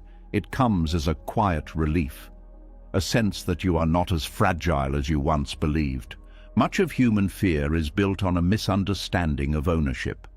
We assume that what matters most is what we can lose. Money, status, relationships, roles, health, youth. Because these things change, the mind lives in a state of quiet panic. It treats impermanence as theft. But impermanence does not take everything. It only takes what was never fully yours to begin with. What truly belongs to you is not what you possess, but what you have become. Wisdom cannot be taken by circumstance. It grows through experience, reflection, and honesty. Once earned, it does not disappear when conditions change. Even when memory fades or strength weakens, the way wisdom shapes perception remains. It influences how you meet each moment, regardless of what that moment contains. Compassion is another form of inner possession that impermanence cannot touch. Compassion is not dependent on having something. It is an orientation of the heart. When life becomes difficult, compassion often deepens rather than fades. Loss can even refine it, stripping away judgment and replacing it with understanding. Clarity also belongs to this category. Clarity is not knowing what will happen. It is knowing how to relate to what happens. It allows you to see without distortion, to respond without panic, to choose without confusion. Once clarity is cultivated, it does not vanish when circumstances become uncertain. In fact, it becomes more visible. These qualities are not stored in objects, roles, or outcomes. They are integrated into awareness itself. This is why they cannot be lost. They are not things you hold, they are ways you see. The mind often mistakes accumulation for security. It believes that adding more will create safety, but accumulation increases vulnerability. The more you own externally, the more you fear losing. Inner qualities work in the opposite direction. The more you cultivate them, the less fear governs you. Impermanence exposes the difference between what you have and who you are. When something external disappears, there is shock only if identity was built on it. When identity rests on inner qualities, change still hurts, but it does not dismantle the self. Many people discover this truth only after loss. A career ends, a relationship dissolves, health changes, and in the aftermath, something unexpected remains: the ability to care, the ability to learn, the ability to begin again. These capacities were never dependent on circumstances. Wisdom is portable. You carry it through every season of life. It does not require youth, strength, or advantage. It adapts, it learns from each chapter. It grows quieter but deeper over time. Compassion does not diminish when the world becomes harsh. It often becomes more precise. It learns where to open and where to set boundaries. It is not sentimental. It is grounded. Clarity does not guarantee comfort. It guarantees honesty. It allows you to see what is actually happening rather than what fear predicts. This alone reduces suffering. These qualities also compound. Wisdom supports compassion. Compassion refines clarity. Clarity strengthens wisdom. They form a stable inner structure that does not depend on external reinforcement. When you recognize this, fear of loss begins to soften. You still care about what changes. You still grieve what ends. But you no longer feel erased by it. You understand that something essential remains intact. This understanding changes how you relate to success. Success becomes an experience rather than a definition. You enjoy it without using it to prop up identity. When it passes, you do not collapse. It also changes how you relate to failure. Failure becomes information rather than a verdict. It does not destroy self-worth because worth was never outsourced to outcomes. Impermanence stops feeling like a threat when you know what cannot be taken. It becomes a teacher. It clarifies priorities. It strips away what was never essential. The mind often fears emptiness. But what it fears is not emptiness. It fears the loss of false supports. When those supports fall away, what remains is not nothing. It is what was always there beneath the noise. Inner qualities are developed through engagement, not avoidance. Wisdom grows through facing difficulty. Compassion grows through vulnerability. Clarity grows through attention. These processes cannot be undone by external change. This is why non-attachment does not create detachment from life. It creates detachment from illusion. The illusion that identity depends on conditions. The illusion that security comes from permanence. When this illusion dissolves, life feels lighter.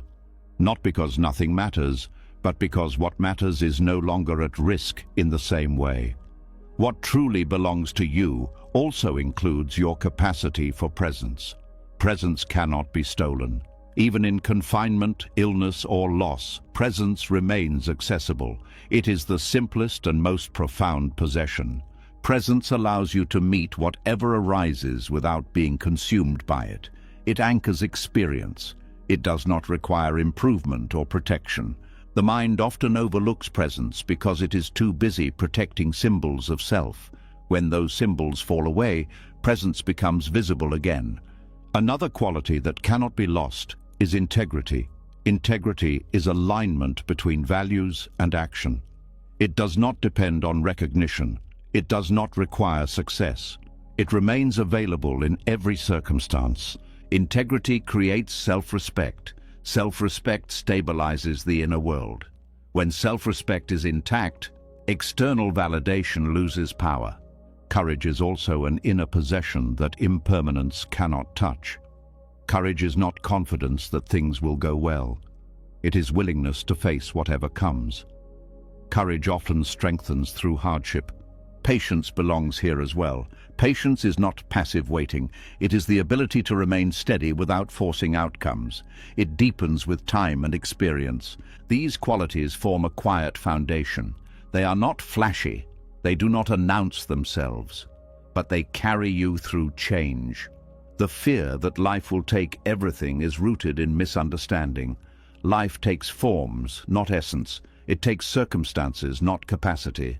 When this is seen clearly, attachment loosens naturally. There is less urgency to hoard experiences, less panic about endings, less obsession with control. You still participate, you still care, but you no longer confuse temporary arrangements with permanent identity. This understanding also changes how you view others. You stop defining people by their roles, success, or behavior. You recognize their deeper qualities. This fosters respect and patience. When someone loses status or health, you do not see them as diminished. You see what remains: their humanity, their capacity for care, their awareness.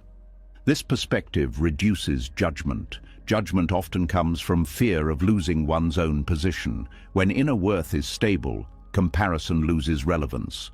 What truly belongs to you also includes the lessons you have integrated. Life may repeat patterns, but learning remains. Even if memory fades, the shape of understanding influences behavior. Impermanence may take sharpness of mind, but it cannot take the gentleness that understanding leaves behind. It cannot take the way wisdom softens reactions. This is why elders often carry depth even when abilities decline. Something essential remains. Knowing this allows you to age, change, and adapt without despair. You do not cling to past versions of yourself. You allow evolution. It also changes how you approach the future. You plan without panic. You prepare without obsession. You trust that whatever comes, you bring something valuable to meet it. The belief that you are only as strong as your circumstances creates anxiety. The recognition that strength is internal creates peace. This peace is not denial. It is grounded. It acknowledges loss without turning it into identity. When you understand what cannot be lost, you stop defending yourself so aggressively. Life no longer feels like a constant threat. You can relax your guard. Relaxation does not mean passivity, it means responsiveness. You respond instead of react. This shift restores energy. Energy once spent on fear becomes available for presence, care, and creativity. What truly belongs to you also includes your capacity to begin again.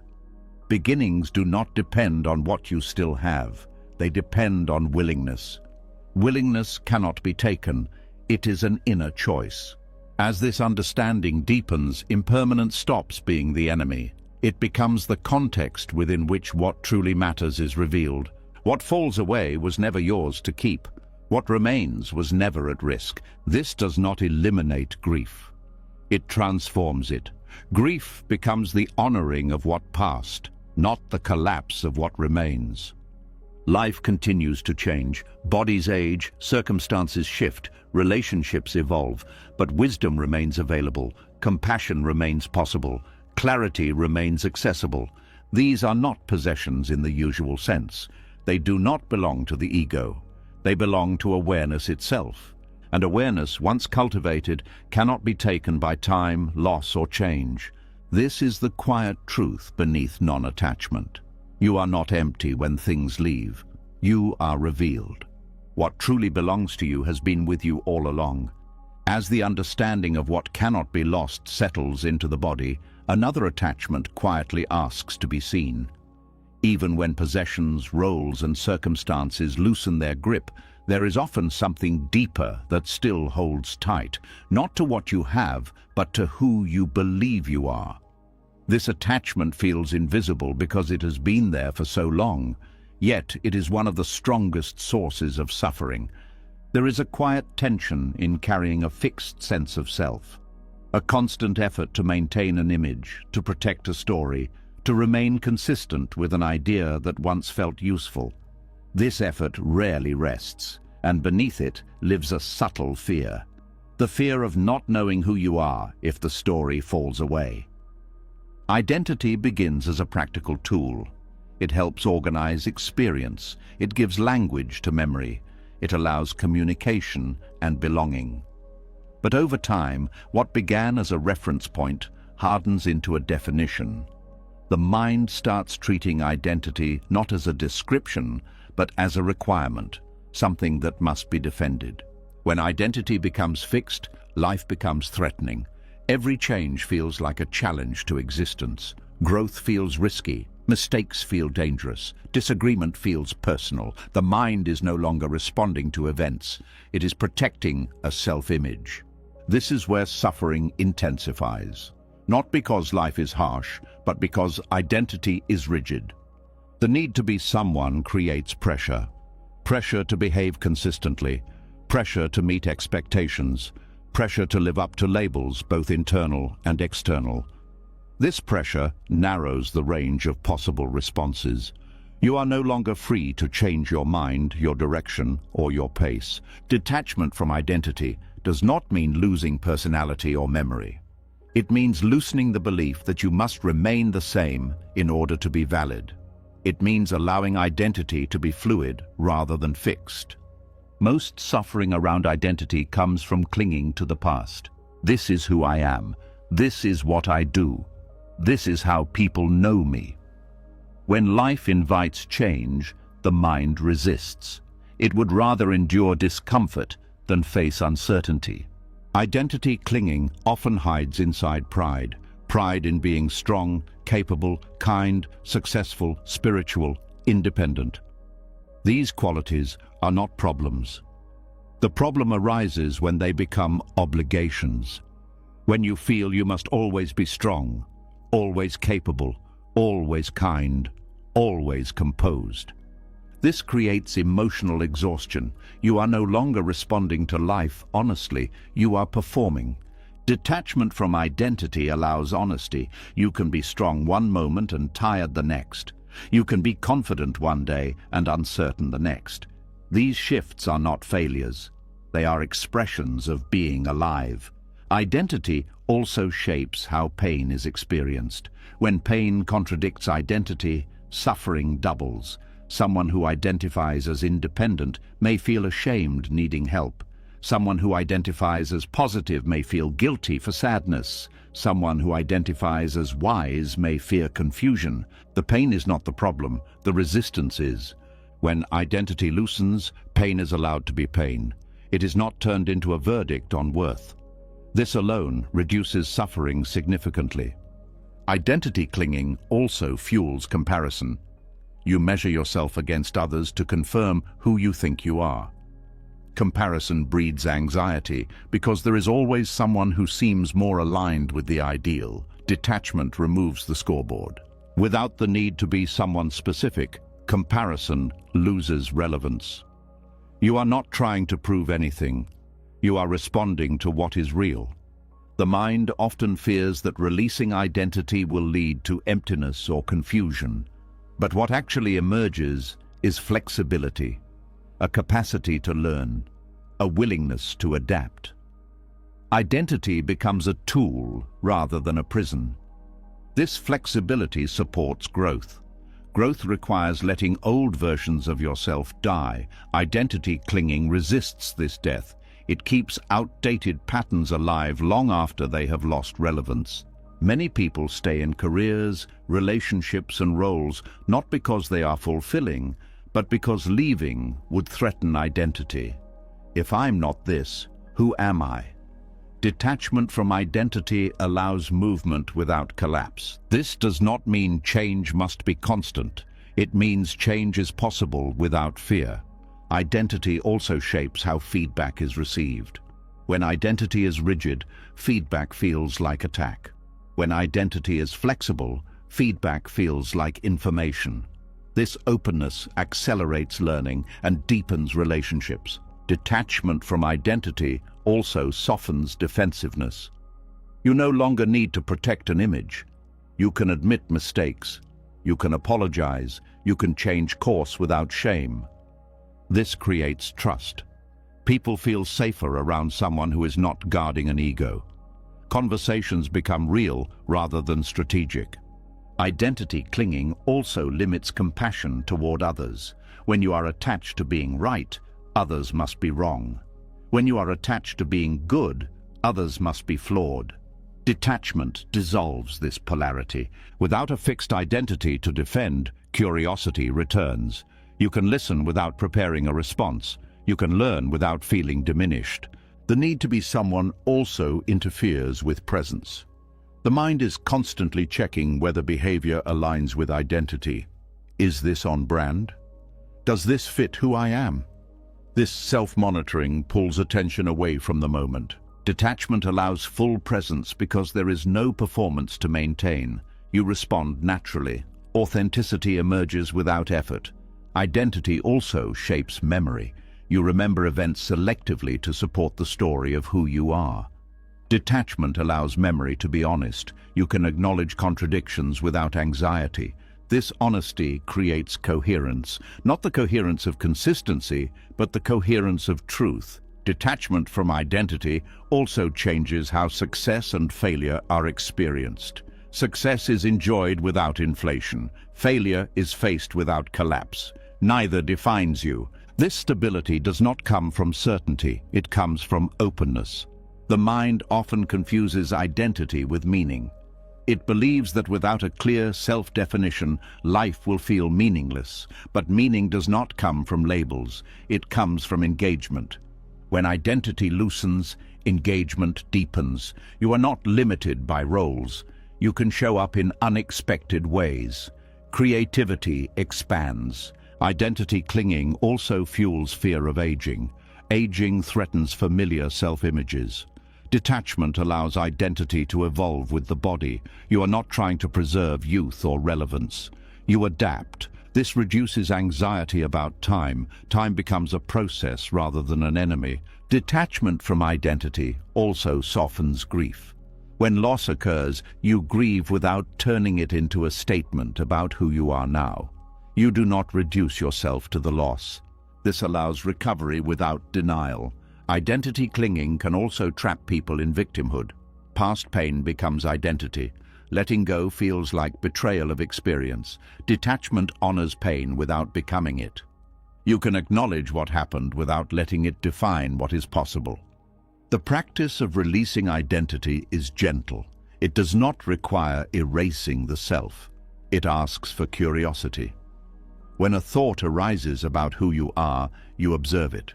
You do not obey it automatically. Over time, you see that identity is a pattern of thoughts, not a fixed entity. This insight creates space.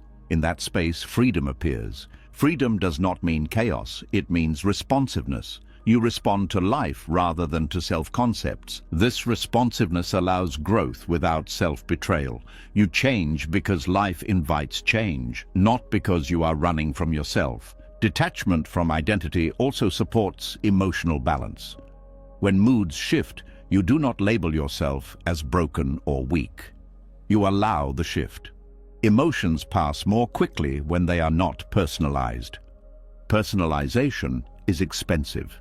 It turns every experience into a referendum on worth.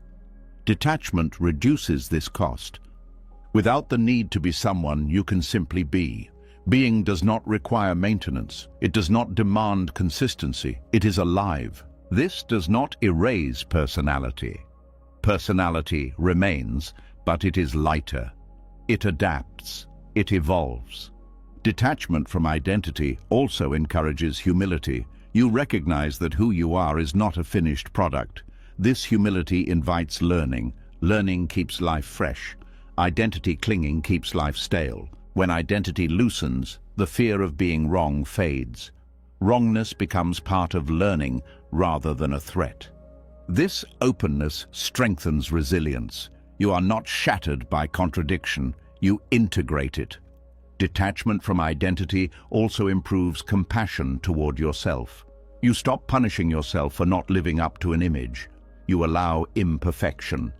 Imperfection is not a flaw, it is evidence of movement. As identity loosens, life feels more spacious. There is less to protect, less to prove, less to maintain. You still act. You still choose. You still care. But you are no longer carrying the weight of a rigid self-definition. Suffering diminishes not because life becomes easy, but because the mind stops demanding that it confirm an image. You are no longer trying to be someone. You are responding to what is. This response is alive. It is honest. It is free. Detachment from identity does not remove you from life. It returns you to it. As the grip on identity loosens, another habit quietly comes into view. Even without trying to be a certain kind of person, there is often a lingering pull toward being seen a certain way. A subtle checking, a quiet hope for approval, a fear of disapproval. This habit is so normalized that it rarely feels optional, yet it carries a heavy cost. There is a tiredness many people carry without realizing why.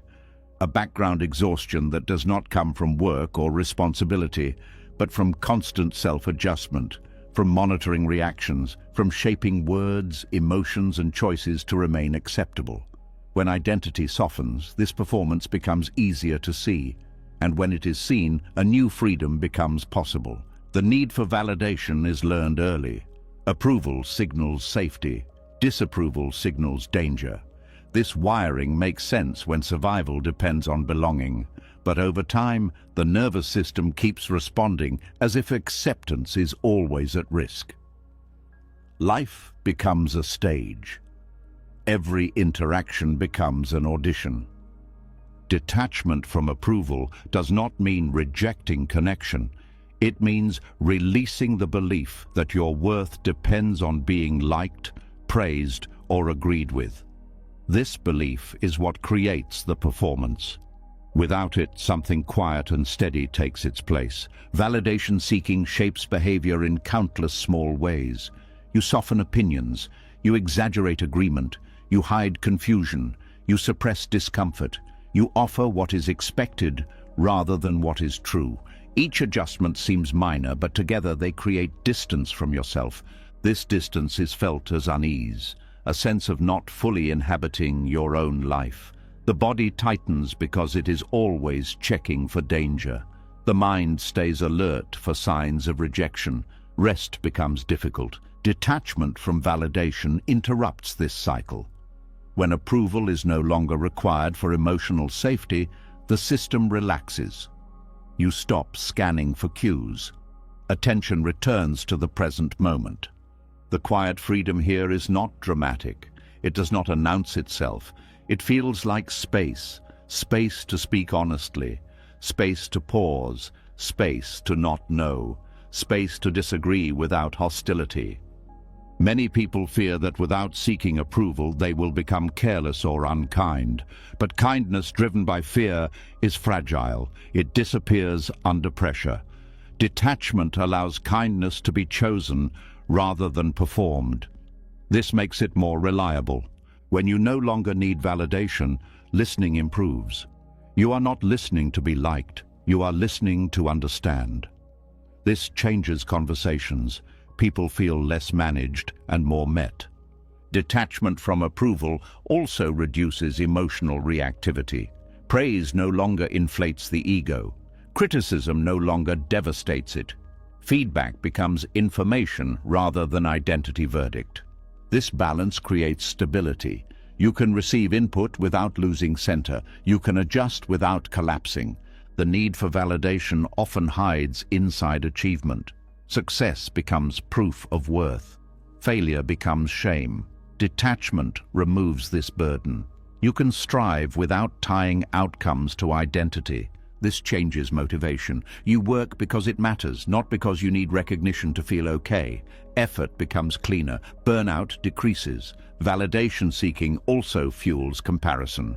You measure yourself against others to gauge acceptability. This constant measuring is exhausting. Detachment removes the scale. Without the need to rank yourself, other people's success no longer threatens you. Their opinions no longer define you. You become less defensive and more curious. The quiet freedom of not needing validation also appears in silence. You no longer feel compelled to fill space with words. You can sit without performing intelligence or confidence. Silence becomes comfortable. This comfort allows reflection.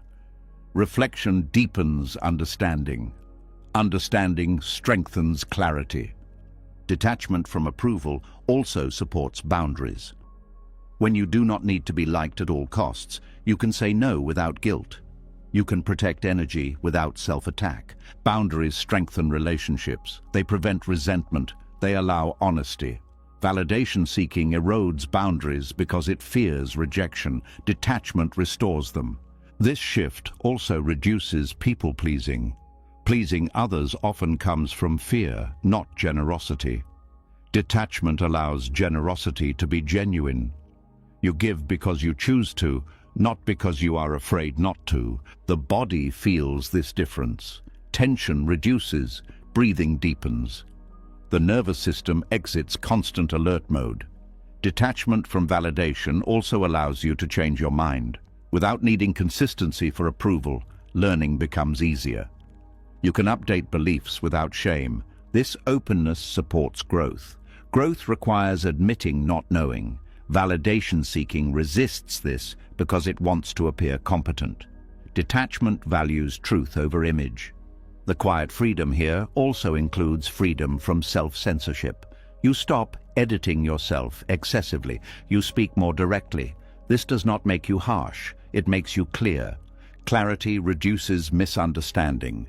Misunderstanding fuels conflict. Detachment improves communication by reducing hidden agendas. Validation seeking also affects emotional expression. You may hide sadness to appear strong. You may hide joy to avoid envy. Detachment allows emotional honesty without theatrics. Emotions move more freely when they are not managed for effect.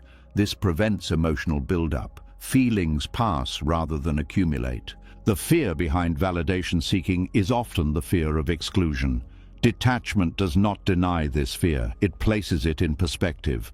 Belonging is valuable, but not at the cost of self-erasure. When you stop sacrificing authenticity for acceptance, you attract connections that align naturally. Relationships become fewer but deeper. You are met rather than tolerated. Detachment from approval also changes how you relate to authority. You respect wisdom without surrendering agency. You listen without shrinking. You evaluate without rebellion. This balance creates maturity. You are not defined by approval or opposition. You choose based on values. The need for validation often intensifies during uncertainty. When the future feels unclear, approval feels stabilizing. Detachment offers a different anchor, inner alignment. Inner alignment is knowing why you do what you do. It does not require agreement. It provides steadiness when opinions differ. Detachment from validation also softens self-judgment. When you stop measuring yourself by external reactions, you stop attacking yourself for perceived failures. Compassion increases. Self-compassion supports resilience. You recover faster. You try again. You do not quit because of embarrassment. Validation seeking also affects creativity. Fear of judgment limits expression. Detachment frees creativity. You explore without pre-approval. This freedom allows originality. Originality thrives when approval is not the goal. The quiet freedom here also includes freedom from over-explaining. You stop justifying choices excessively. You trust yourself enough to act without constant defense. This trust strengthens confidence. Confidence becomes grounded rather than performative.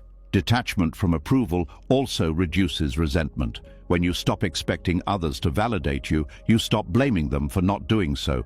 Responsibility returns inward. This responsibility is empowering. You are no longer dependent on moods, opinions, or reactions. The exhaustion of being acceptable fades. You no longer carry the burden of constant self-monitoring. Life feels lighter. This does not mean you ignore impact. You still care how actions affect others, but care is not confused with fear. Detachment allows responsiveness without submission. You adjust when it aligns with values, not when it is demanded by insecurity.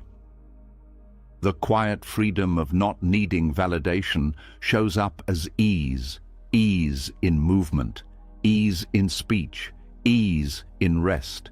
You begin to trust that being yourself is enough, even when misunderstood, even when disagreed with, even when unseen. This trust does not isolate you. It grounds you. It allows genuine connection because you are no longer trading authenticity for acceptance. Relationships become places of meeting rather than proving. Conversations become exchanges rather than performances. Detachment from validation also allows you to stand alone when necessary, not with bitterness but with calm. Solitude becomes restorative rather than lonely. This capacity is essential in a changing world. Opinions shift, norms change, external approval becomes unstable, inner stability becomes essential. The quiet freedom here does not seek attention, it does not announce independence, it simply rests. In that rest, something profound becomes possible. You stop living as a reflection of others' reactions. You live from inner alignment. This alignment does not make you rigid, it makes you responsive without being controlled. Detachment from validation dissolves the exhausting performance of being acceptable. What remains is not indifference, but presence. Not arrogance, but grounded confidence. Not isolation, but honest connection. The freedom is quiet because it does not need to be seen. It is enough to be felt. As the need for approval fades and the performance finally quiets, attention turns inward and then outward in a new way. With less energy spent shaping yourself for others, you begin to notice something else that has been quietly shaping you. Not opinions, not identities, objects, commitments, the weight of what you own. There is a subtle pressure many people feel but rarely name, a feeling of being busy even when nothing urgent is happening. A sense of mental clutter that does not come from thoughts alone. It comes from responsibility layered on responsibility. Possessions rarely sit still in the background. They ask things of you. They follow you into your thoughts.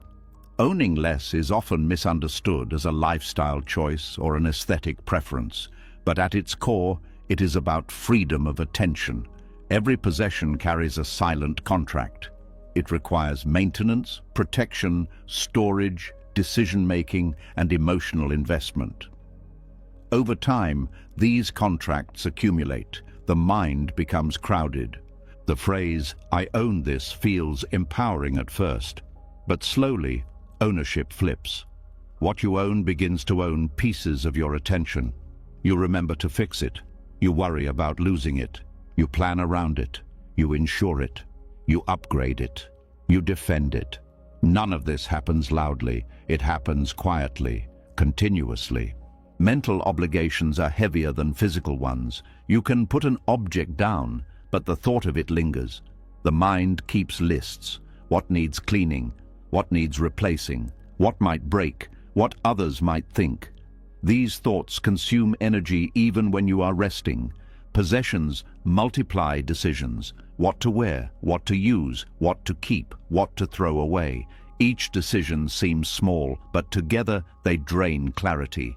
The mind becomes fatigued by choice. This fatigue does not come from lack of discipline, it comes from excess input. Attention is finite. When it is spread across too many obligations, depth disappears. Presence thins. Owning less is not about rejecting comfort or beauty. It is about choosing which obligations deserve space in your life. When you reduce possessions, you reduce the number of things asking for your attention. This reduction creates relief, not because life becomes empty, but because it becomes manageable. You can fully care for what remains. Possessions also anchor the mind to the past and future. Memories cling to objects, worries attach to them. A simple item can carry regret, guilt, nostalgia, or fear. The object becomes a container for unresolved emotion. Letting go of possessions often releases more than space. It releases stories. Stories about who you were, who you hoped to be, who you felt pressured to become. This is why letting go can feel emotional, even when objects seem trivial. The mind resists this release because it confuses objects with identity. If I let this go, what does it say about me? Detachment reveals that identity was never stored in things, it was projected onto them. Owning less also reduces comparison.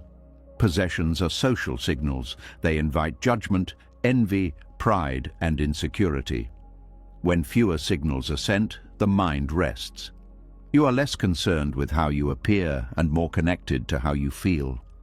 Possessions also create a sense of obligation to the future.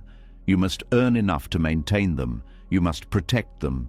You must keep pace. This obligation can trap people in patterns they have outgrown. Reducing possessions loosens this trap.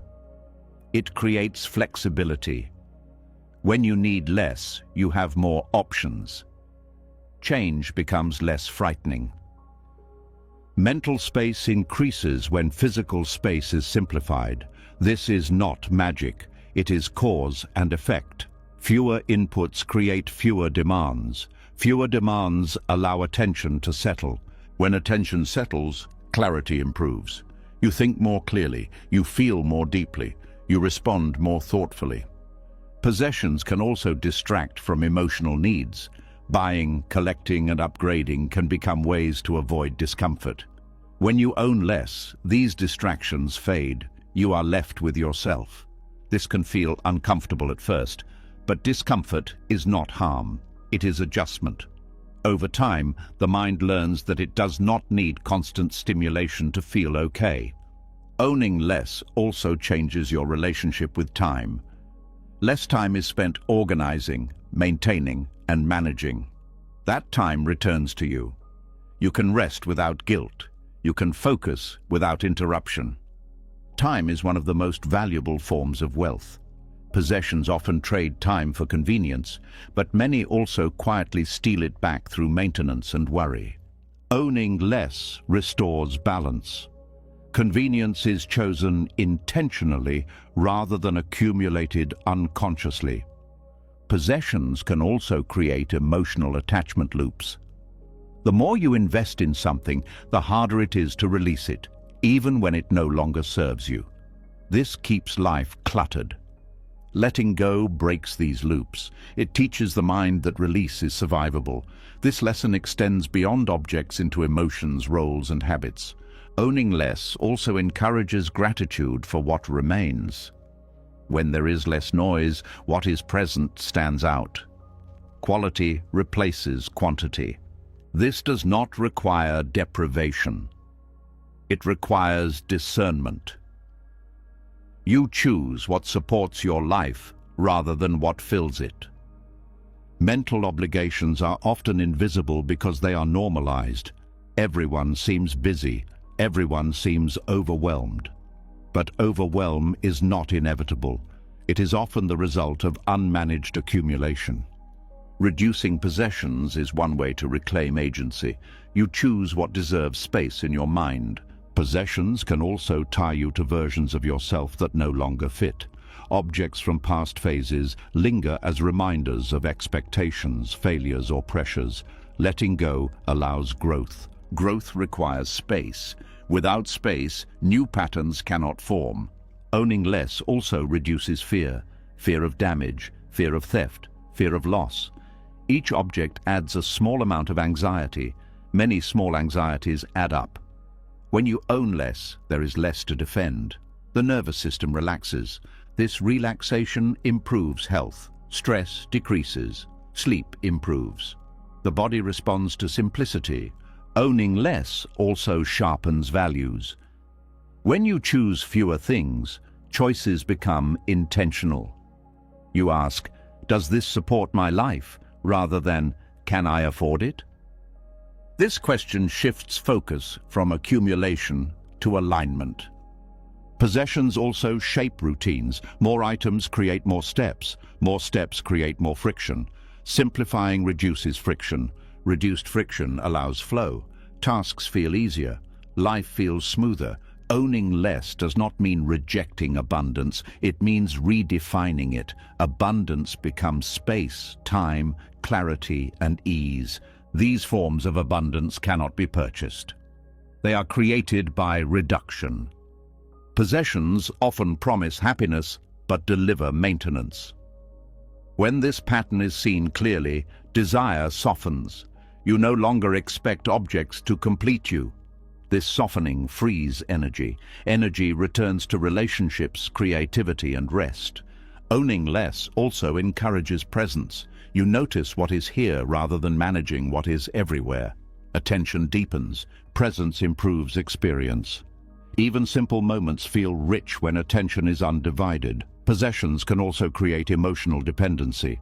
Comfort becomes tied to objects. Without them, anxiety rises. Owning less rebuilds emotional resilience. You learn that comfort comes from internal stability rather than external arrangements. This resilience extends to uncertainty. When life changes, you adapt more easily because you are not anchored to many things. Owning less also simplifies decision-making. Fewer options create clarity. Clarity reduces stress. This is not about restriction, it is about focus. Focus allows mastery. You care well for what remains. Possessions often distract from values. Reducing them brings values into view. You live more deliberately. Owning less also changes how you consume information. You become selective. You stop absorbing everything. This reduces mental clutter further.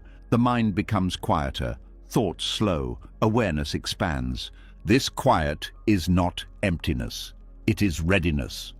Owning less is not a moral achievement. It is a practical one. It reduces the number of mental obligations you carry. When obligations decrease, freedom increases. Freedom here does not mean escape. It means availability. You are available to life rather than managing things. As possessions loosen their hold, the mind regains ownership of itself. Attention returns home.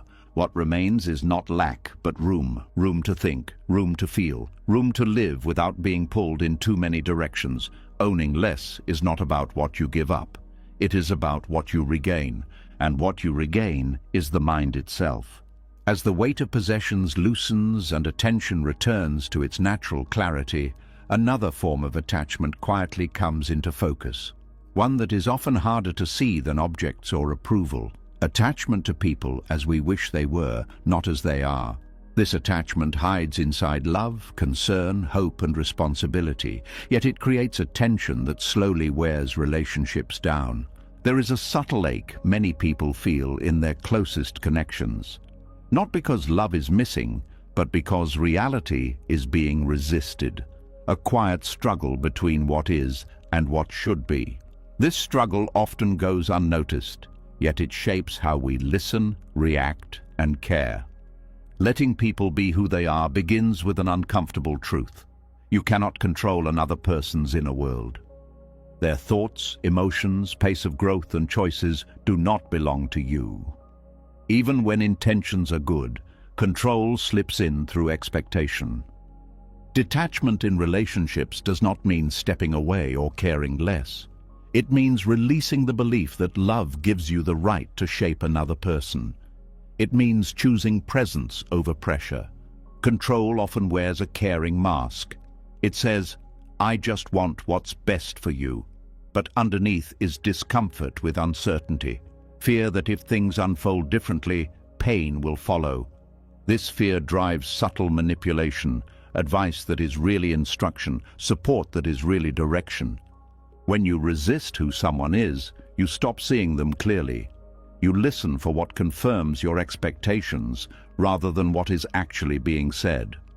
Over time, this creates distance, not because the other person pulls away, but because they are no longer met where they stand. Detachment allows true meeting. You encounter the person as they are now, not as a project in progress. This does not mean you approve of every behavior. It means you stop confusing acceptance with agreement. Acceptance says, "This is what is happening." Control says, "This should not be happening." One opens connection, the other creates friction. Resisting reality in relationships creates exhaustion. You are constantly adjusting, correcting, worrying, and monitoring. The relationship becomes work. Not the healthy work of care, but the draining work of management. Letting go of control does not make you passive, it makes you responsive. You respond to what is real rather than reacting to unmet expectations. Many conflicts do not arise from disagreement, but from resistance. Resistance to how someone feels, resistance to how fast or slow they change, resistance to who they are becoming. When resistance drops, conflict often softens. Conversations shift. There is more curiosity and less defense. You ask instead of assume. Detachment also removes the pressure to fix. When someone you love is struggling, the urge to fix can be overwhelming. But fixing often communicates mistrust. It says, "I don't believe you can handle this." Letting people be does not mean withholding support. It means offering support without trying to control outcomes. You stand beside rather than stand over. This posture strengthens relationships. People feel respected rather than managed. Trust grows naturally. Control also limits emotional honesty.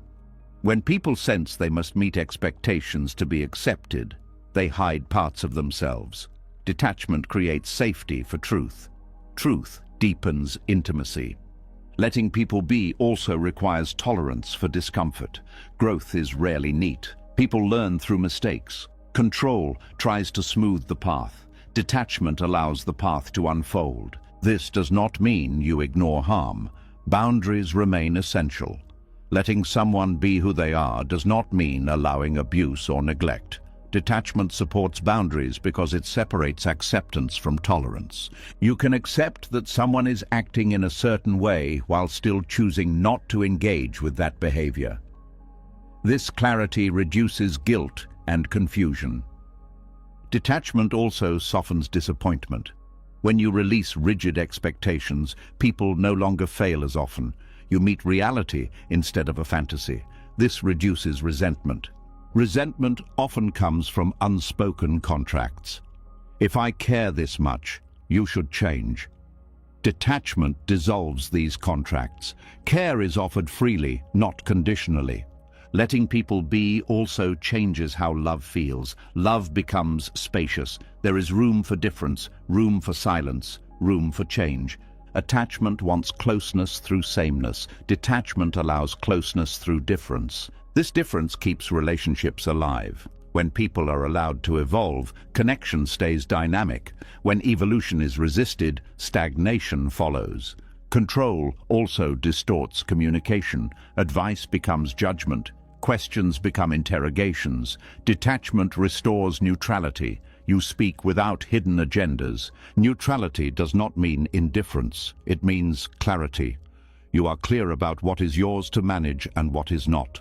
This clarity reduces emotional entanglement. You stop carrying other people's choices as personal burdens. This lightens the heart. Letting people be also protects your own energy. When you stop trying to change others, you reclaim time and attention. That energy can be used for care that actually helps. Many people confuse detachment with withdrawal, but withdrawal avoids engagement. Detachment engages without domination. Detachment says, I am here with you, not I am here to change you. This shift also improves listening. You are not listening for problems to solve. You are listening to understand. Understanding creates connection. Letting people be also challenges the ego. The ego wants to be needed. It wants to be right. It wants to be the source of change. Detachment releases this need. This does not diminish your value. It purifies it. You become supportive rather than controlling. Control also limits empathy. When you believe someone should be different, empathy shuts down. Detachment allows empathy to return. You can feel with someone without trying to steer them. This shared presence is powerful. Often people heal not because they are fixed, but because they are understood. Letting people be also teaches patience. Change happens on its own timeline. Control rushes. Detachment waits. Waiting does not mean doing nothing. It means trusting process. This trust is not naive. It is grounded in reality. Reality unfolds regardless of preference. Detachment aligns with this truth. Relationships also change when you release the need to be understood perfectly. Control wants clarity. Detachment tolerates ambiguity. You may never fully understand another person. Accepting this reduces frustration. Mystery becomes part of connection rather than a problem. Letting people be also reduces fear of loss. When you stop clinging to specific outcomes, relationships feel less fragile. You enjoy what is present without demanding permanence. This enjoyment is cleaner. It does not carry the weight of future anxiety. Control often tries to prevent loss by tightening bonds. Detachment strengthens bonds by allowing freedom. People stay where they are respected. Letting people be also improves self-respect. When you stop over-functioning in relationships, you stop abandoning yourself. Balance returns. You no longer define your worth by your ability to influence others. You rest in your own integrity.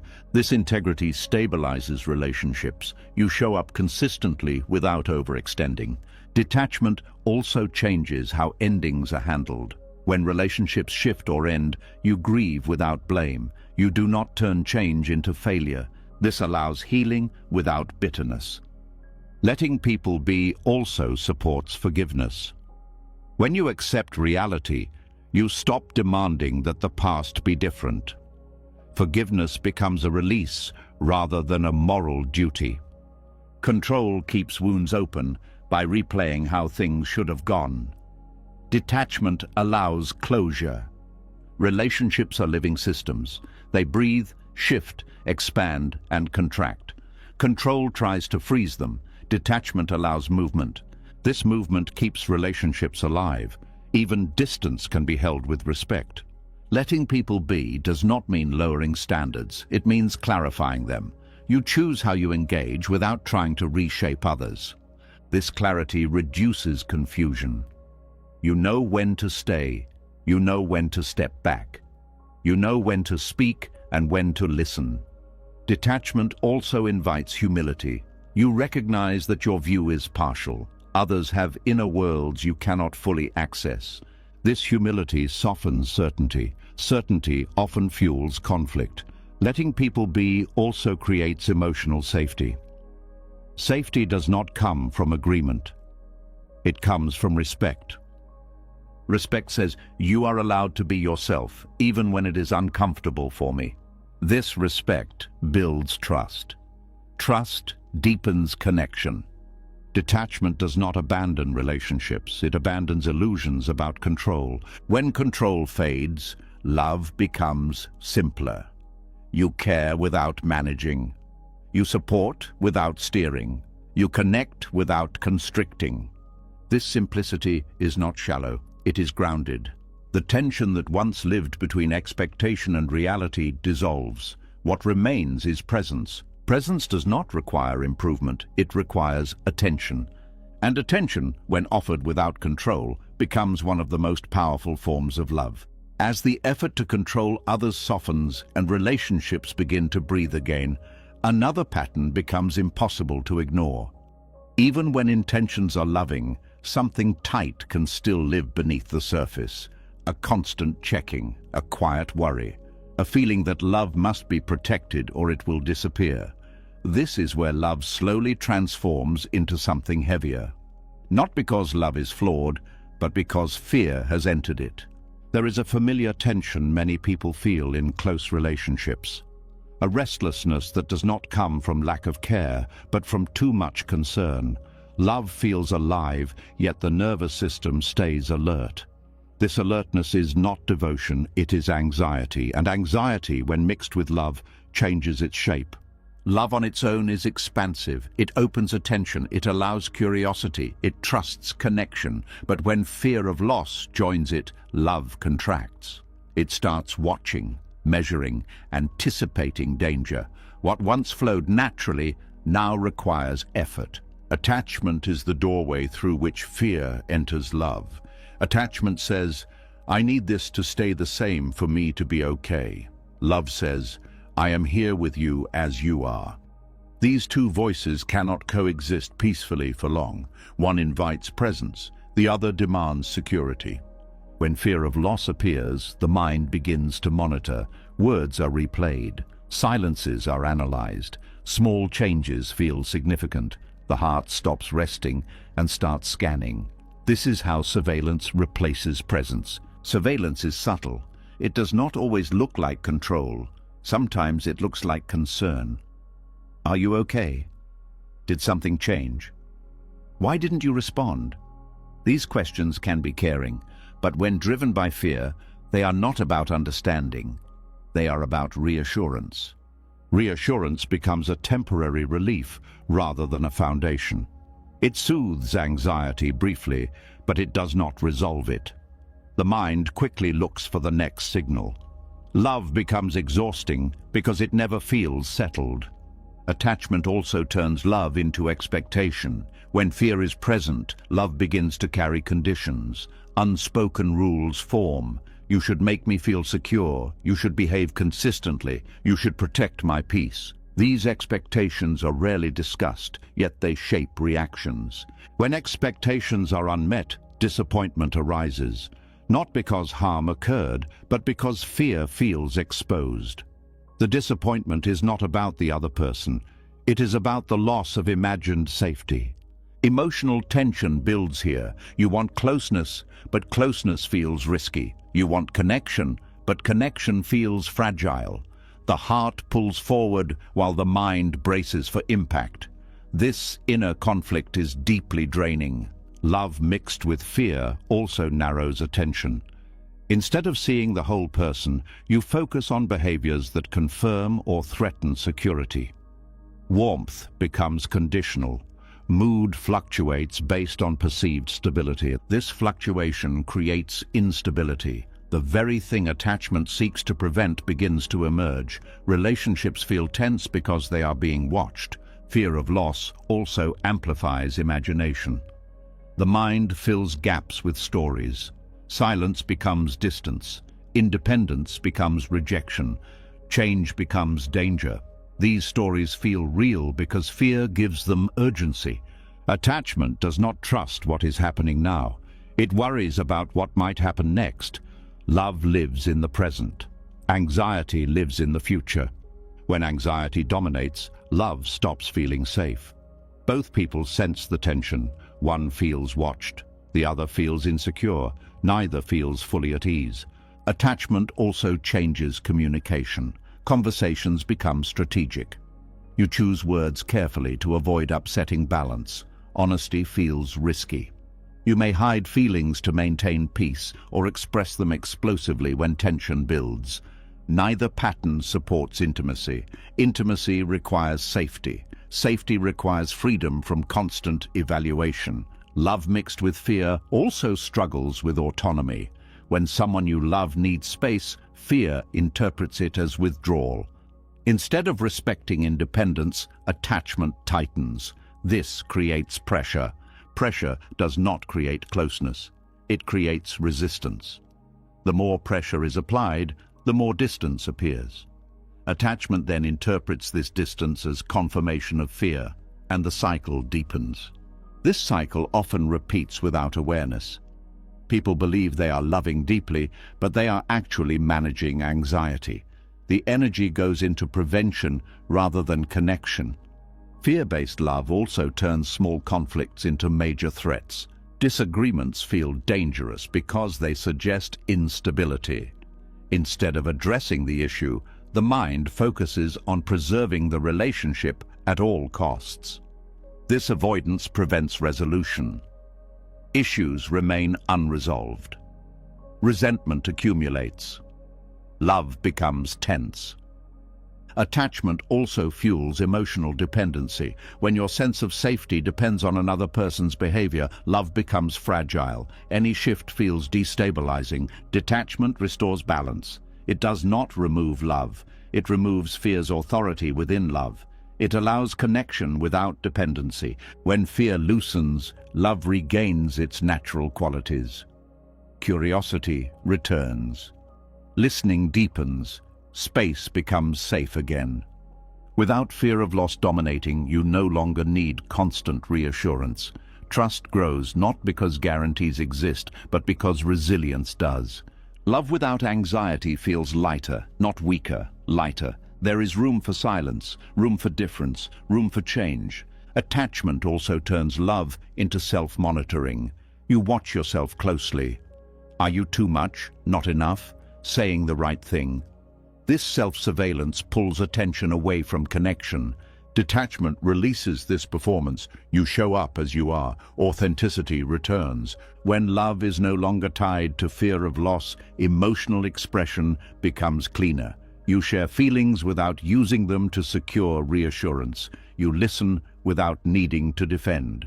This clarity reduces misunderstandings. Communication becomes more direct, less charged. Fear-based attachment also creates urgency. You want answers now. You want clarity immediately. You want certainty. This urgency overwhelms the natural rhythm of connection. Detachment allows patience. You trust that not everything needs immediate resolution. This patience reduces tension. Love mixed with fear also struggles with trust. Trust is replaced by checking. Faith is replaced by monitoring. Over time, this erodes intimacy. Trust does not mean certainty, it means openness. Detachment supports openness by removing the demand for control. Attachment also distorts boundaries. You may overstep to reduce anxiety or withdraw to protect yourself. Both responses are reactions to fear. Detachment supports healthy boundaries. You respect space without interpreting it as loss. You stay connected without overreaching. When fear is not driving behavior, love becomes stable. Stability here does not mean sameness. It means emotional steadiness. This steadiness allows growth. People can evolve without threatening the bond. Change becomes part of connection rather than a risk to it. Love without anxiety also changes how you handle uncertainty. You stop treating unknowns as emergencies. You allow relationships to unfold. Unfolding does not mean neglect. It means trust. Attachment also turns love into memory management. Past hurts are stored as warnings. They influence present reactions. Fear keeps old pain alive. Detachment allows healing. Past experiences inform, but do not dominate. Love mixed with fear often leads to emotional bargaining. If I do this, you should do that. These bargains undermine authenticity. Detachment removes transactions. Love becomes an offering, not an exchange.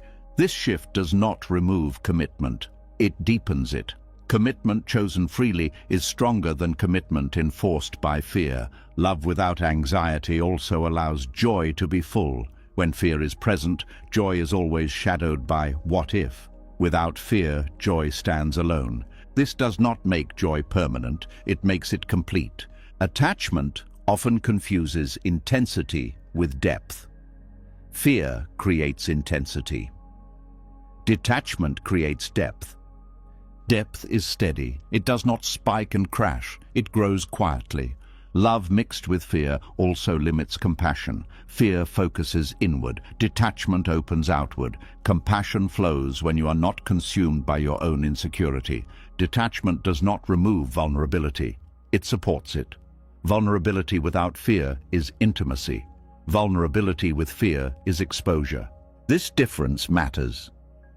As attachment loosens, love becomes less about securing the future and more about meeting the present. You stop guarding love and start living it. The anxiety that once accompanied care fades. What remains is warmth without tension. Love does not need fear to survive. Fear does not protect love, it constricts it. When fear steps aside, love regains its natural intelligence. It knows how to adapt. It knows how to endure. Attachment turned love into anxiety by asking it to guarantee what life never promised. Detachment returns love to its rightful place, not as a shield against loss, but as a way of being present while life moves. And in that presence, love finally rests. As love relaxes and anxiety loosens its grip, something unexpected begins to show itself. When fear steps aside, life does not fall apart. In fact, it often does the opposite. Connections soften, moments deepen. What once felt fragile begins to feel strangely steady. This raises a quiet curiosity. Could it be that holding on was never what kept things close? There is a subtle mystery here. The harder something is grasped, the more tense it becomes. The moment pressure is released, ease returns. This pattern appears everywhere, yet the mind resists it. It feels backwards, and still, life keeps proving it true. Releasing is often misunderstood as giving up, but release is not rejection, it is permission. Permission for things to move, breathe, change, and find their natural place. When you stop forcing continuity, continuity sometimes arrives on its own. The paradox is simple but uncomfortable. What you try to hold still often slips away faster. What you allow to move freely often stays longer. This is because tight holding introduces fear. Fear introduces tension. Tension disrupts balance. Balance is what allows things to remain. When you grip something tightly, you signal mistrust. You tell life, I don't believe you will stay unless I force you. That force creates strain. Strain weakens connection. Releasing removes strain. It replaces pressure with openness. Openness creates space. Space allows things to settle naturally. This applies not only to relationships, but to emotions, opportunities, creativity, and even peace. The mind often tries to trap good experiences, afraid they will disappear. In doing so, it squeezes the joy out of them. Joy thrives in freedom. It fades under surveillance. When you allow joy to come and go, it visits more often. When you demand that it stay, it retreats. This paradox appears clearly in human connection. People stay where they are free. They leave where they are controlled. This is not a moral statement. It is a natural response. When someone feels held by expectations, watched by fear, or bound by obligation, the nervous system tightens. Distance becomes a form of relief. When someone feels trusted, respected, and free to be themselves, closeness grows. Staying feels natural rather than forced. Releasing does not guarantee permanence. Nothing does. But it creates the conditions where staying is possible. Holding tightly creates conditions where leaving becomes necessary. The mind often believes that control is protection, but control signals danger. It tells the other, I am afraid. Fear is contagious. It spreads tension. Release signals trust. Trust creates safety. Safety invites presence. This is why release often strengthens bonds rather than weakening them. The paradox also applies internally. When you release the need to feel a certain way, emotions move more smoothly. Sadness passes faster when it is allowed. Anxiety softens when it is not resisted.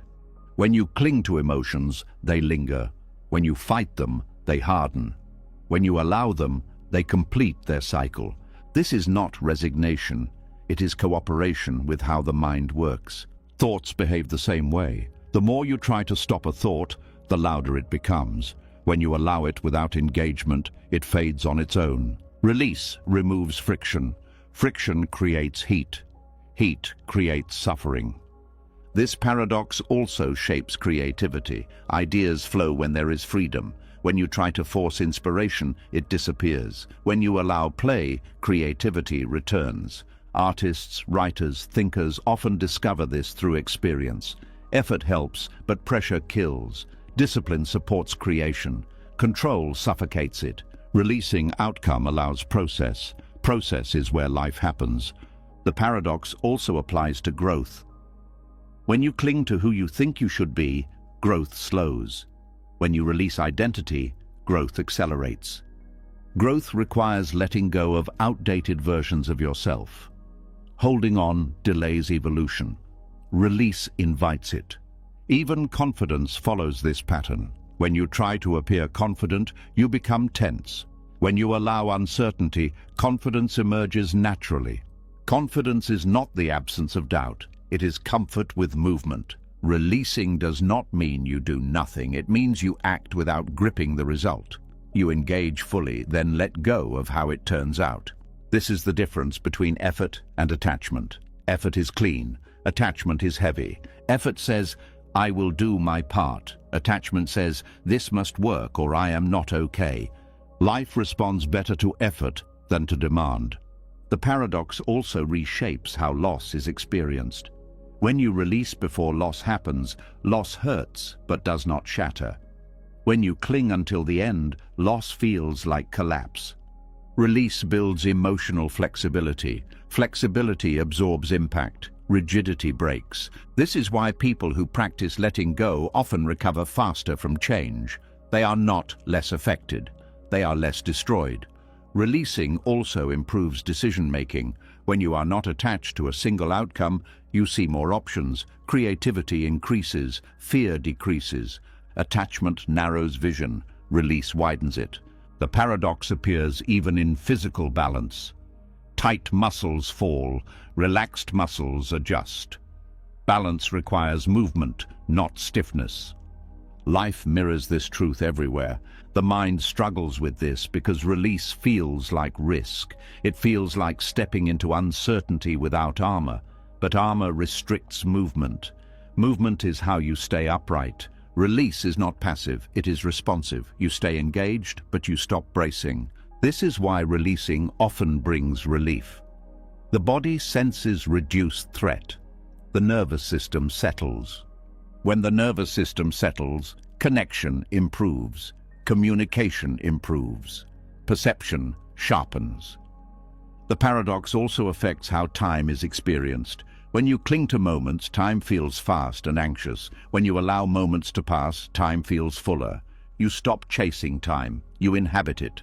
Releasing also changes how you relate to success. Success enjoyed without attachment feels satisfying. Success clung to becomes stressful. Fear of loss replaces joy. Release allows success to be appreciated without fear. The same is true of failure. When you release identity from outcome, failure becomes information. When you cling to identity, failure becomes shame. Release transforms experience into learning. This paradox also influences trust. Trust cannot be forced. The more you demand it, the less it appears. When you release control, trust grows naturally. Trust requires space. Attachment closes space. Releasing does not mean you stop caring, it means you stop controlling. Care remains, control dissolves. This distinction is crucial. Many people avoid release because they fear losing care. But care without control is purer. It does not need to manipulate. Release also improves honesty. When you are not trying to keep something at all costs, you speak more truthfully. Truth strengthens connection.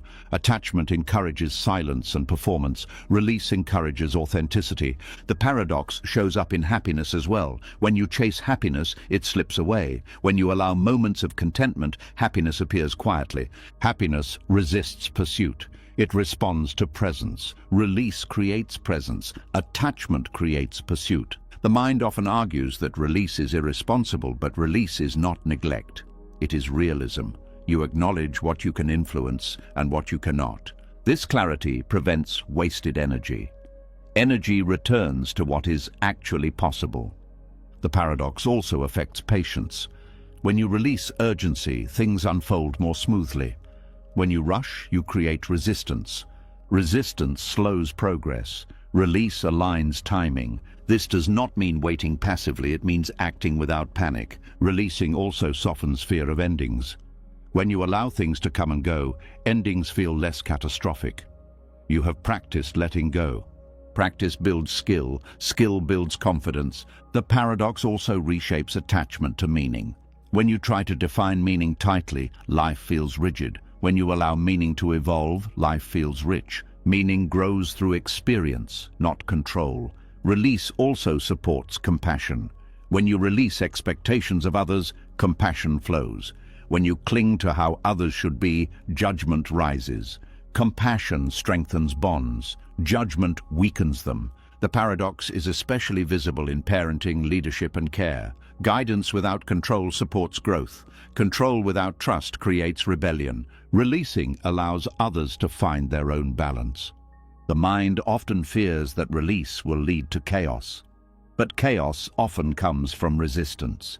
When systems are allowed to self-adjust, balance returns. Nature demonstrates this constantly. Water flows around obstacles. It does not force its way through, and because it flows, it endures. Human life follows the same principle. Release is not weakness, it is alignment with reality. The paradox remains uncomfortable because it asks you to trust something beyond control. But every time you release and notice that life continues, trust grows. Trust is built through experience, not belief. As you practice releasing small things, larger releases become possible. Confidence grows quietly. You begin to see that staying does not come from gripping, it comes from fit.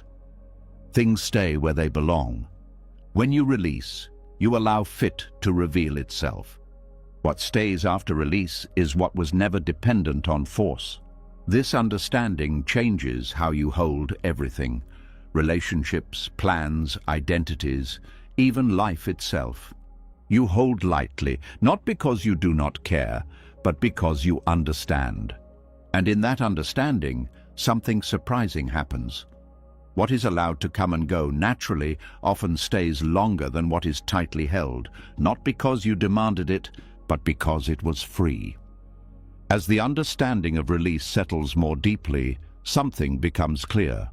Letting go was never about pushing life away. It was about moving with it. This is where detachment is often misunderstood and where its real purpose finally reveals itself. Detachment is not an escape from change, it is an alignment with it.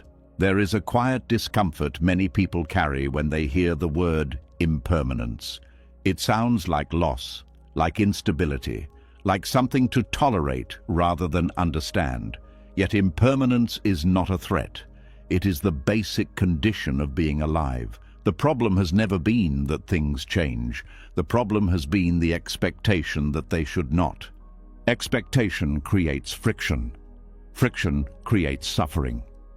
When the mind expects permanence, every shift feels like a violation. Aging feels unfair.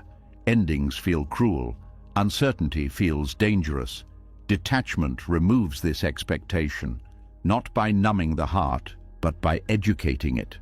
Alignment with impermanence begins when you stop treating change as an interruption and start recognizing it as continuity. Nothing is breaking the flow of life. Life is the flow. Suffering arises when the mind insists on stillness in a moving world. It asks reality to pause, to repeat, to remain loyal to a moment. Reality does not refuse out of cruelty. It simply continues. Detachment does not ask you to like change. It asks you to stop arguing with it. When you align with impermanence, you stop wasting energy on resistance. That energy becomes available for presence. Presence does not eliminate pain, but it prevents pain from turning into suffering. Pain is unavoidable. Suffering is optional. This distinction is subtle but powerful. Pain comes from loss, disappointment, limitation, and uncertainty. Suffering comes from the belief that these should not be happening. Detachment removes the belief. When you expect change, change stops shocking you. It still affects you, but it does not disorient you. You are not betrayed by reality because you were never promised permanence. Alignment with impermanence also changes how you experience stability. Stability is no longer defined as things staying the same. It is defined as your ability to remain present while things change. This is a profound shift. It moves stability from the outside to the inside. Most anxiety comes from a mismatch between expectation and reality. You expect continuity. Reality offers movement. Anxiety is the tension between the two. Detachment dissolves this tension by bringing expectation back into alignment with truth. Truth is simple. Everything changes. Bodies age, feelings shift, relationships evolve, circumstances rearrange, thoughts arise and dissolve. This is not a philosophical idea, it is direct experience. Yet the mind resists this experience by clinging to snapshots. It wants moments to become monuments. Detachment allows moments to remain moments. This does not reduce meaning, it restores it. Meaning does not come from permanence, it comes from participation. Alignment with impermanence also softens fear of the future. When change is expected, uncertainty becomes normal rather than alarming. You stop treating unknowns as emergencies. This normalizing of uncertainty calms the nervous system. The body stops bracing for disaster. Breath deepens. Attention widens. Detachment also changes how you relate to the past. When impermanence is accepted, the past is no longer a reference point for how things should be now. Memory becomes informative rather than binding. You learn from the past without trying to preserve it. This allows growth. Growth requires releasing what no longer fits. Impermanence makes growth possible. Resisting impermanence freezes development. You stay loyal to outdated structures. Alignment allows evolution. Detachment also clarifies grief. Grief is the response to change. Suffering is the response to resisting that change. When you align with impermanence, grief moves cleanly. It does not turn into bitterness. Bitterness arises when loss is interpreted as injustice. Alignment removes that interpretation. This does not make loss pleasant, it makes it honest. Alignment with impermanence also reshapes how you approach goals. Goals are no longer guarantees of future satisfaction. They are directions of movement you pursue without demanding arrival. This prevents disappointment from turning into despair. You adjust rather than collapse. Detachment also dissolves the fantasy of control. Control is an attempt to override impermanence. It creates tension because it is always partial. Alignment recognizes limits. It works within them. Limits are not failures. They are features of reality. When you accept limits, you stop fighting what cannot be changed. This frees energy for what can be influenced. Detachment does not eliminate effort, it purifies it. You act without illusion, you plan without attachment, you respond without panic. Alignment with impermanence also changes how you experience pleasure. Pleasure, enjoyed with awareness of change, is richer. You savor without clinging, you do not demand continuation. This removes the anxiety that shadows pleasure when permanence is expected. Detachment allows pleasure to be complete even when brief. The mind often believes that accepting impermanence will make life feel unstable. The opposite happens. Life feels more trustworthy because it behaves as expected. Expectation aligns with experience. Tension dissolves. Alignment also supports patience. When you understand that everything unfolds in time, you stop rushing moments. You allow processes to mature. Rushing is often an attempt to escape uncertainty. Alignment makes waiting tolerable. Detachment also transforms disappointment. Disappointment is the gap between expectation and outcome. When expectation is realistic, disappointment softens. This does not remove preference. You can still want things to go well. You simply do not require them to. This distinction preserves hope without creating dependency. Alignment with impermanence also improves emotional regulation. Emotions are movements. When allowed to move, they pass. When resisted, they intensify. Detachment allows emotional weather to change without panic.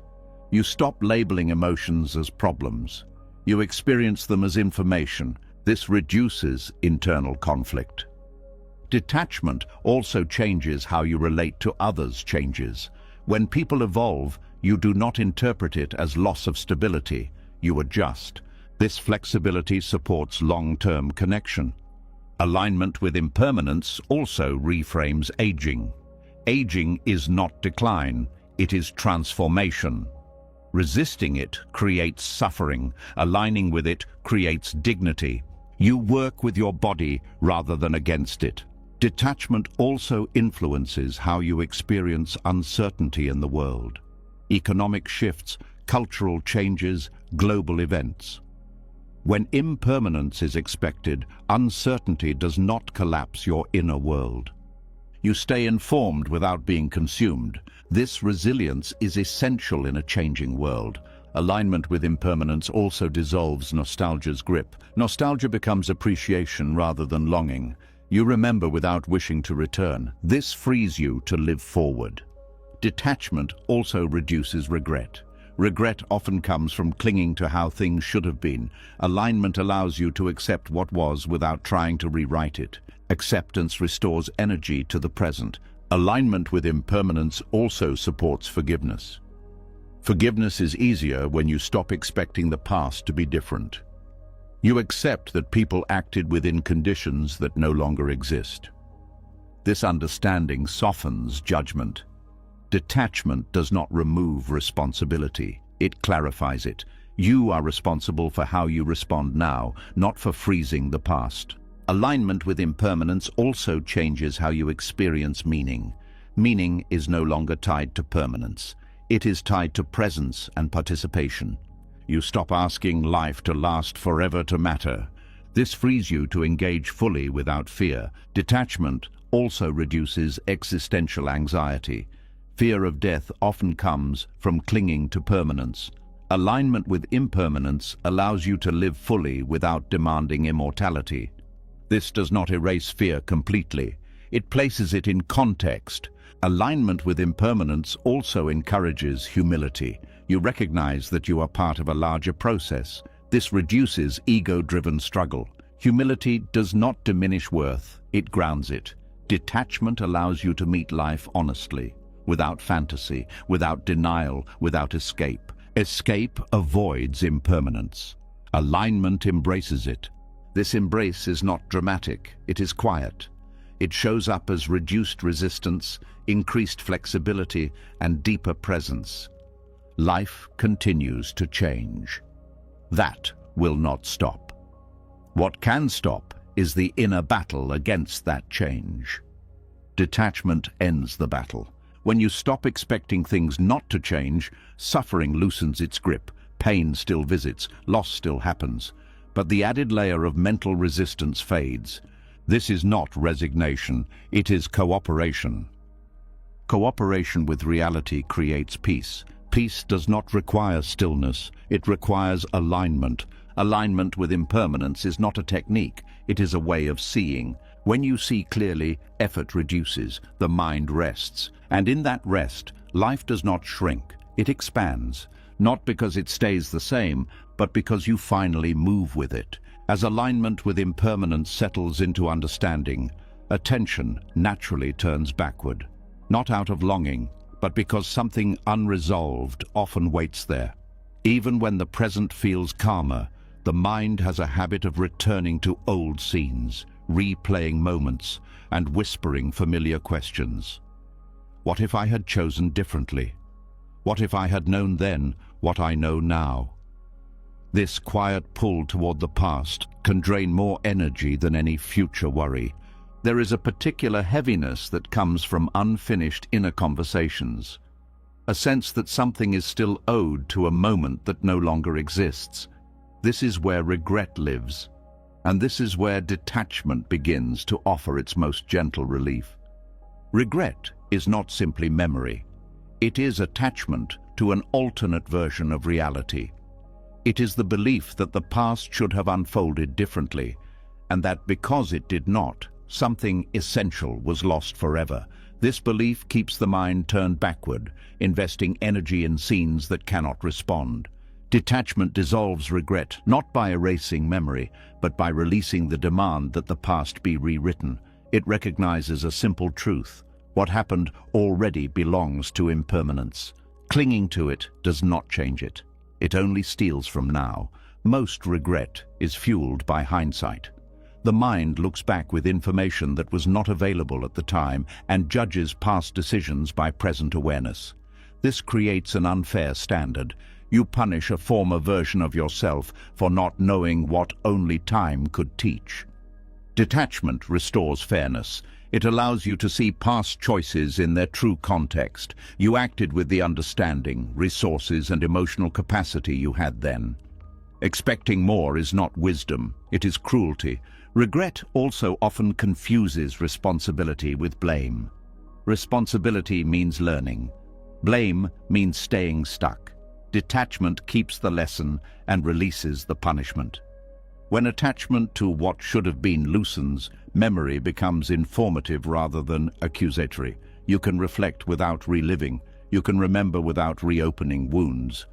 This shift releases enormous energy. Energy that was trapped in mental replay returns to the present moment. Attention comes back online. Life feels available again. Regret keeps the nervous system activated. Each replay signals unfinished business. The body responds as if action is still required. Detachment signals completion. It tells the system that the moment has passed. Completion does not mean approval. It means acceptance. Acceptance is the end of internal struggle. Many people believe that holding on to regret proves accountability or depth. But regret that does not transform into insight is not depth, it is stagnation. Detachment allows insight to remain while regret dissolves. You keep the understanding. You release the self-attack. Regret also narrows identity. You begin to define yourself by mistakes. I am the person who failed. I am the person who missed the chance. Detachment frees identity from single moments. You are not a moment, you are a process. When detachment loosens regret, the past no longer defines the present. It informs it. This difference matters. The mind often resists letting go of regret because it fears repeating mistakes. It believes regret is protection, but awareness protects better than punishment. Learning does not require suffering to continue. Detachment trusts learning. It trusts that insight has already been integrated. Regret also feeds comparison with imaginary timelines. You imagine a version of your life that could have been better, happier, more successful. This imagined life becomes a source of quiet dissatisfaction. Detachment dissolves this comparison by grounding attention in reality. Reality is the only place action is possible. Imagined lives cannot be lived. Only this one can. Regret often disguises grief. Grief for opportunities that passed, for relationships that ended, for versions of yourself that never came to be. Detachment allows grief without fixation. Grief moves when allowed. Regret keeps it frozen. Detachment does not rush grief. It allows it to complete. Completion restores energy. Another source of regret is moral perfectionism, the belief that you should have always known the right thing to do. This belief ignores human complexity. Detachment replaces perfectionism with compassion. Compassion does not excuse harm. It contextualizes it. It allows repair without endless self-punishment. Detachment also softens regret about inaction, the chances not taken, the words not spoken, the risks avoided. These regrets often carry shame. Detachment reframes them as information. You learn what matters. You learn where fear held you back. This learning informs future courage. The past cannot be changed, but the relationship to the past can. Regret consumes attention by demanding resolution where none is possible. Detachment ends the demand. Peace follows. When regret loosens, presence deepens. You notice what is happening now instead of comparing it to what might have been. Presence restores vitality. Life feels immediate again. Detachment also changes how memory is experienced emotionally. Memories lose their sharp edges. They become stories rather than wounds. This does not mean forgetting. It means integration. Integrated memories no longer pull you backward. They sit quietly in awareness. Regret often includes the belief that a single decision ruined everything. This belief exaggerates causality. Life is shaped by countless factors. Detachment restores proportion. No single moment carries that much power. Detachment also dissolves regret rooted in other people's actions. You stop expecting the past to conform to your wishes. You accept that others acted from their own limitations. This acceptance does not condone harm. It releases you from carrying it indefinitely. Regret often comes with rumination, endless thinking that produces no new insight. Detachment interrupts rumination by disengaging from its purpose. The purpose of rumination is control after the fact, control that is impossible. When control is released, thinking quiets. Detachment also returns agency. Instead of asking, "Why did this happen?" you begin asking, "How will I live now?" This question reclaims power. Regret steals agency by anchoring identity in the past. Detachment returns agency by grounding identity in the present. Regret also limits imagination.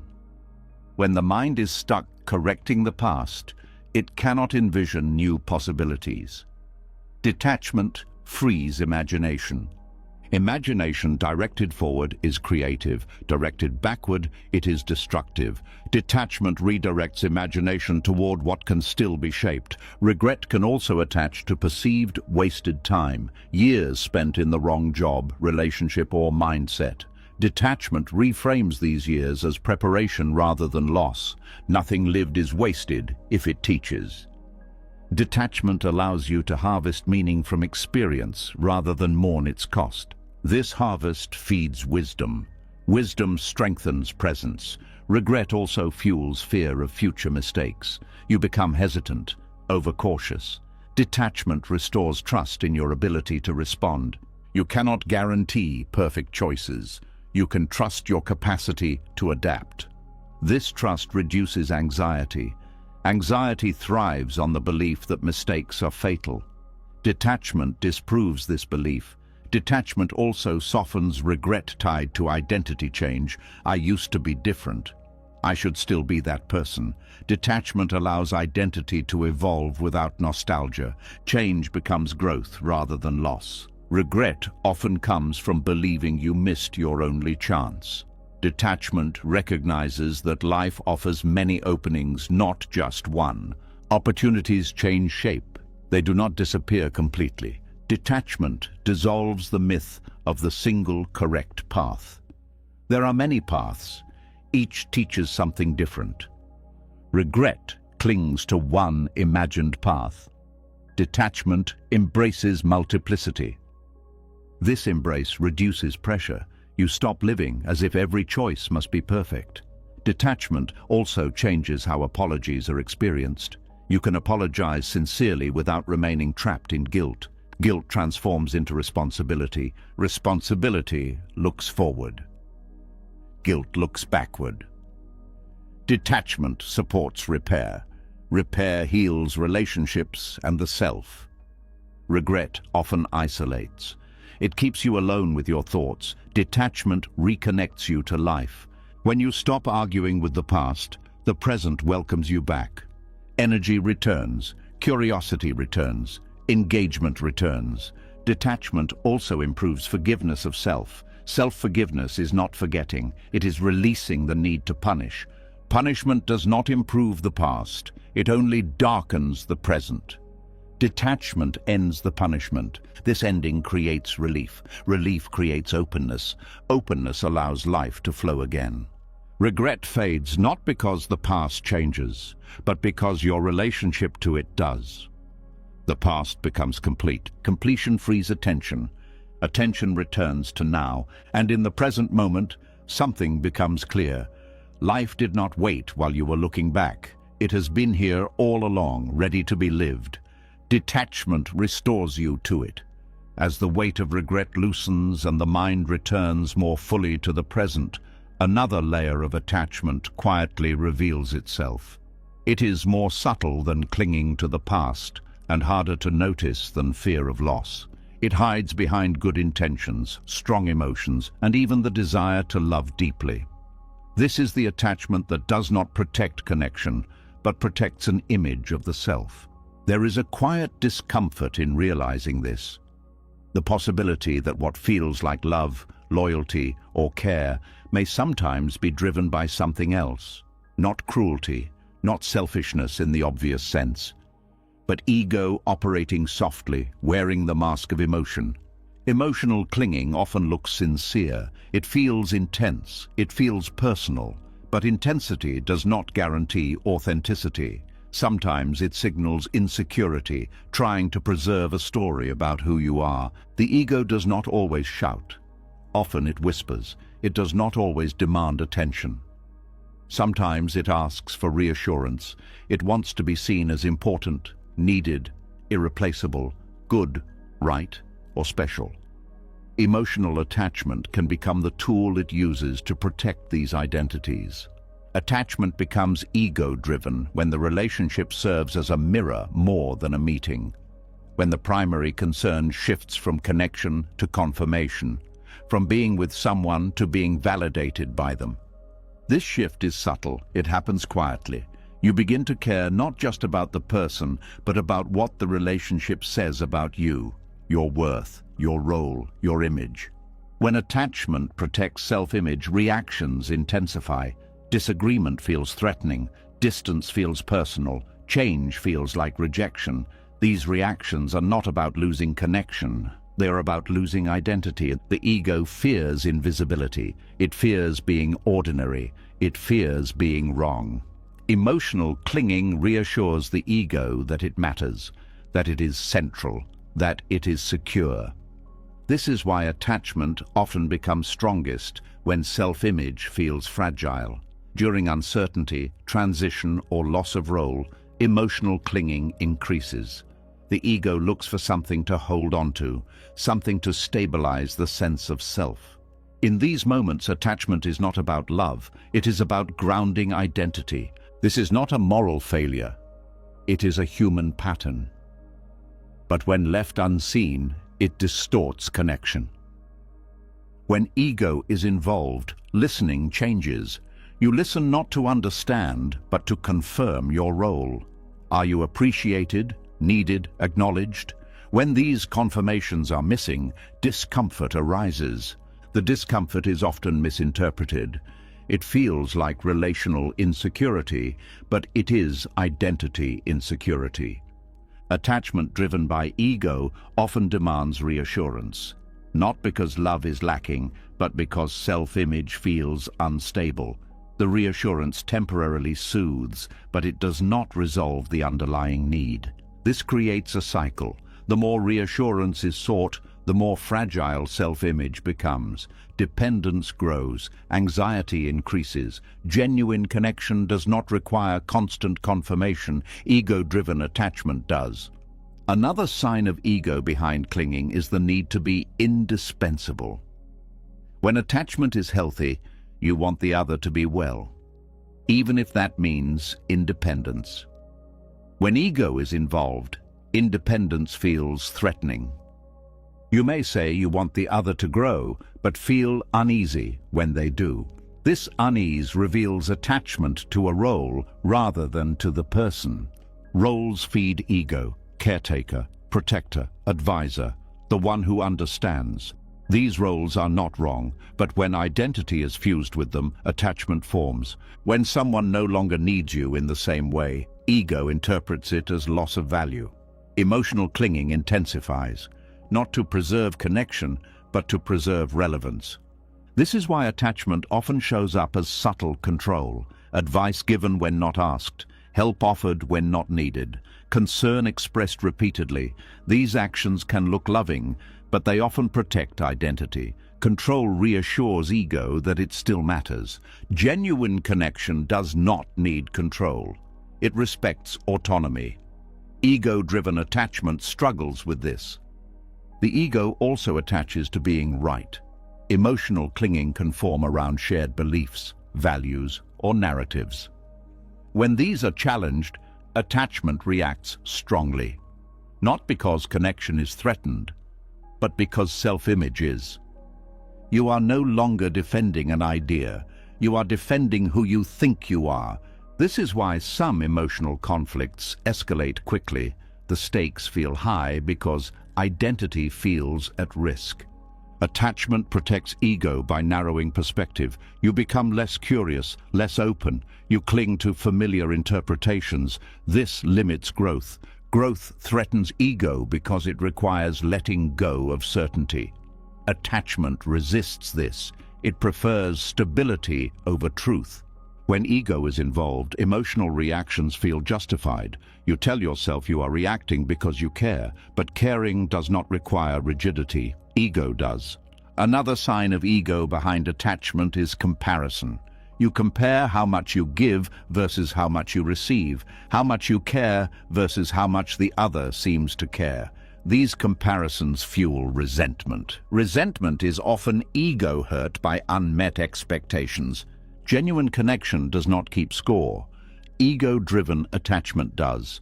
Attachment also protects ego by avoiding vulnerability. You may cling emotionally while avoiding honest exposure. You want closeness, but only on terms that preserve your image. This creates a strange tension: intensity without intimacy, emotion without openness. Detachment allows vulnerability because it does not need to defend self-image. Ego resists vulnerability because it fears exposure. When ego is driving attachment, apologies become difficult. Admitting fault threatens identity. Emotional clinging then shows up as justification, defensiveness, or blame. Connection suffers because honesty is sacrificed for self-protection. Detachment dissolves this pattern by separating worth from image. You can be wrong without being diminished. You can be imperfect without being unlovable. This separation weakens ego's grip. Attachment softens. Ego-driven attachment also fears abandonment intensely, not just loss of connection, but loss of identity. Who am I if I am not needed, chosen, admired? This fear fuels anxiety. Anxiety fuels clinging. Detachment addresses this at the root. It reveals that identity does not depend on emotional roles. You exist without performance. When this is seen, attachment relaxes. The ego also clings to emotional narratives, stories of sacrifice, loyalty, endurance. These stories reinforce identity. Letting go feels like erasing meaning. Detachment does not erase meaning. It releases the need to define yourself by suffering. You can honor what you gave without clinging to the role of giver. Ego-driven attachment often keeps old patterns alive.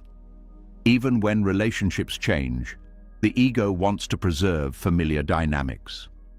It resists renegotiation. Detachment allows relationships to evolve without identity collapse. Another subtle sign of ego behind attachment is emotional dramatization. Feelings are amplified. Conflicts feel larger than they are.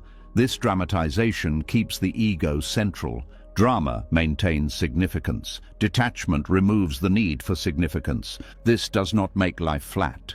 It makes it grounded. Genuine connection thrives in simplicity. Ego thrives in intensity. Detachment reveals this difference.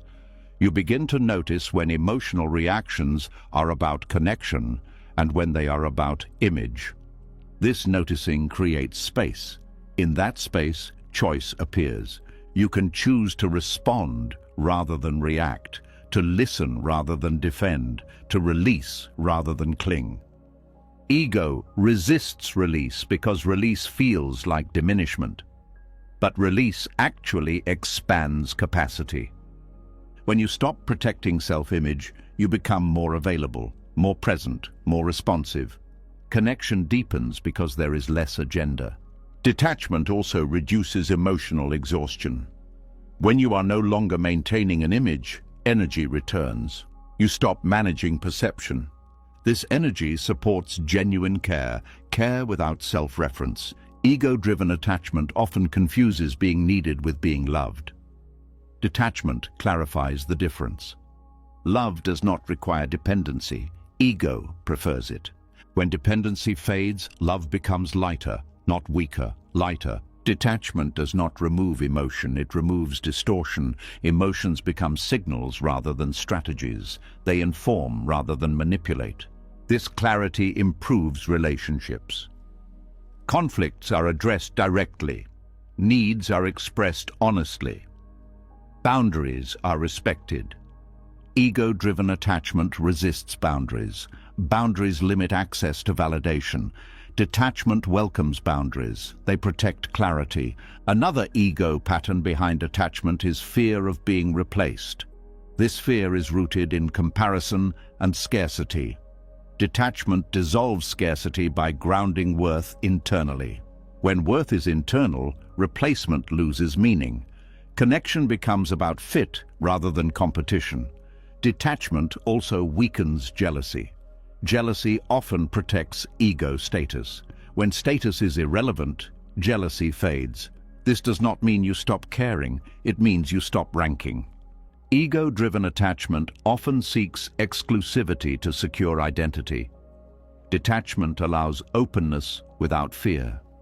This openness strengthens trust. Trust deepens connection. Detachment also changes how endings are experienced. When ego is attached, endings feel humiliating. When detachment is present, endings feel sad but dignified. You grieve without self-rejection. This dignity comes from separating self-worth from relational outcomes. Ego-driven attachment also clings to narratives of being misunderstood. These narratives protect self-image. Detachment invites reflection. Reflection may reveal blind spots. Ego resists this. Detachment welcomes it. Welcoming insight allows growth. Growth reduces attachment. The ego fears irrelevance. Detachment reveals that relevance is not something you must secure. It emerges naturally when you are present. Presence is not an image. It is an experience. When ego steps back, presence steps forward. This presence allows genuine connection. Connection not based on roles, validation, or image. Attachment that protects ego slowly dissolves when self-image no longer needs defense. You still care, you still feel, but you do not cling. You meet others without needing to be someone special to them. This meeting is honest, it is equal, it is alive. Detachment does not strip away humanity, it reveals it. When ego is no longer steering attachment, connection becomes simpler, quieter, more real.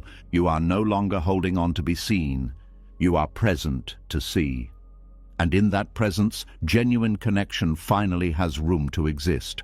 As ego loosens its grip and attachment no longer needs to protect an image, something important becomes possible. Reactions slow down. The inner noise that once rushed to defend, explain, or secure begins to quiet. In that quiet, a different quality of presence emerges, not withdrawal, not distance, reliability.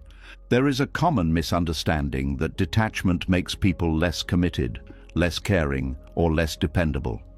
It can look that way from the outside because detachment removes urgency. But urgency was never the same as reliability. In fact, urgency often undermines it. When fear drives behavior, responses are fast but unstable. When fear loosens, responses become slower but clearer. This is where true reliability lives. Reliability is not about always saying yes. It is not about reacting quickly. It is not about intensity. Reliability is about consistency of presence, about responding from clarity rather than impulse. Fear-based attachment creates reactivity. Reactivity feels like engagement, but it is actually a loss of choice. The nervous system hijacks behavior. Words are spoken to reduce anxiety, not to communicate truth. Actions are taken to restore comfort, not to serve what is needed. Detachment interrupts this pattern. It creates a pause between stimulus and response. In that pause, intelligence appears. A person who is not ruled by fear does not disappear in moments of stress. They do not become unpredictable. They do not escalate or withdraw impulsively. They stay. Staying is reliability.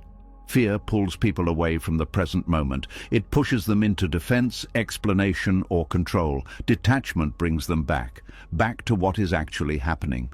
When someone is detached, they are not numb. They are grounded. Their nervous system is not constantly signaling threat. This allows perception to remain accurate. Accurate perception is the foundation of reliability. When fear is present, perception narrows. The mind sees danger where there may be none. It misreads tone, intention, and timing. Responses become mismatched to reality.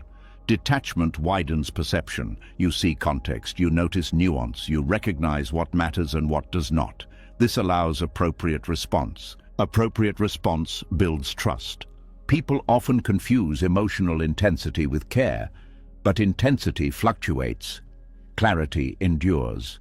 A detached person does not overpromise to feel secure. They do not agree just to avoid discomfort. They say what they can actually follow through on. This makes their words dependable. Fear-driven attachment often leads to inconsistency. One day you are fully available, the next day you are overwhelmed. Commitments are made in moments of emotion and broken when fear shifts. Detachment removes this swing. You commit only when aligned.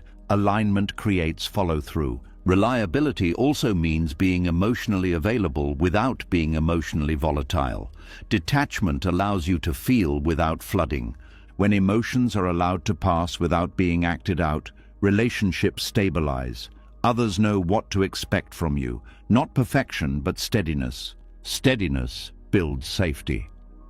A person ruled by fear reacts to pressure by trying to control outcomes. They micromanage, they rush, they overcorrect. These behaviors often create more problems than they solve.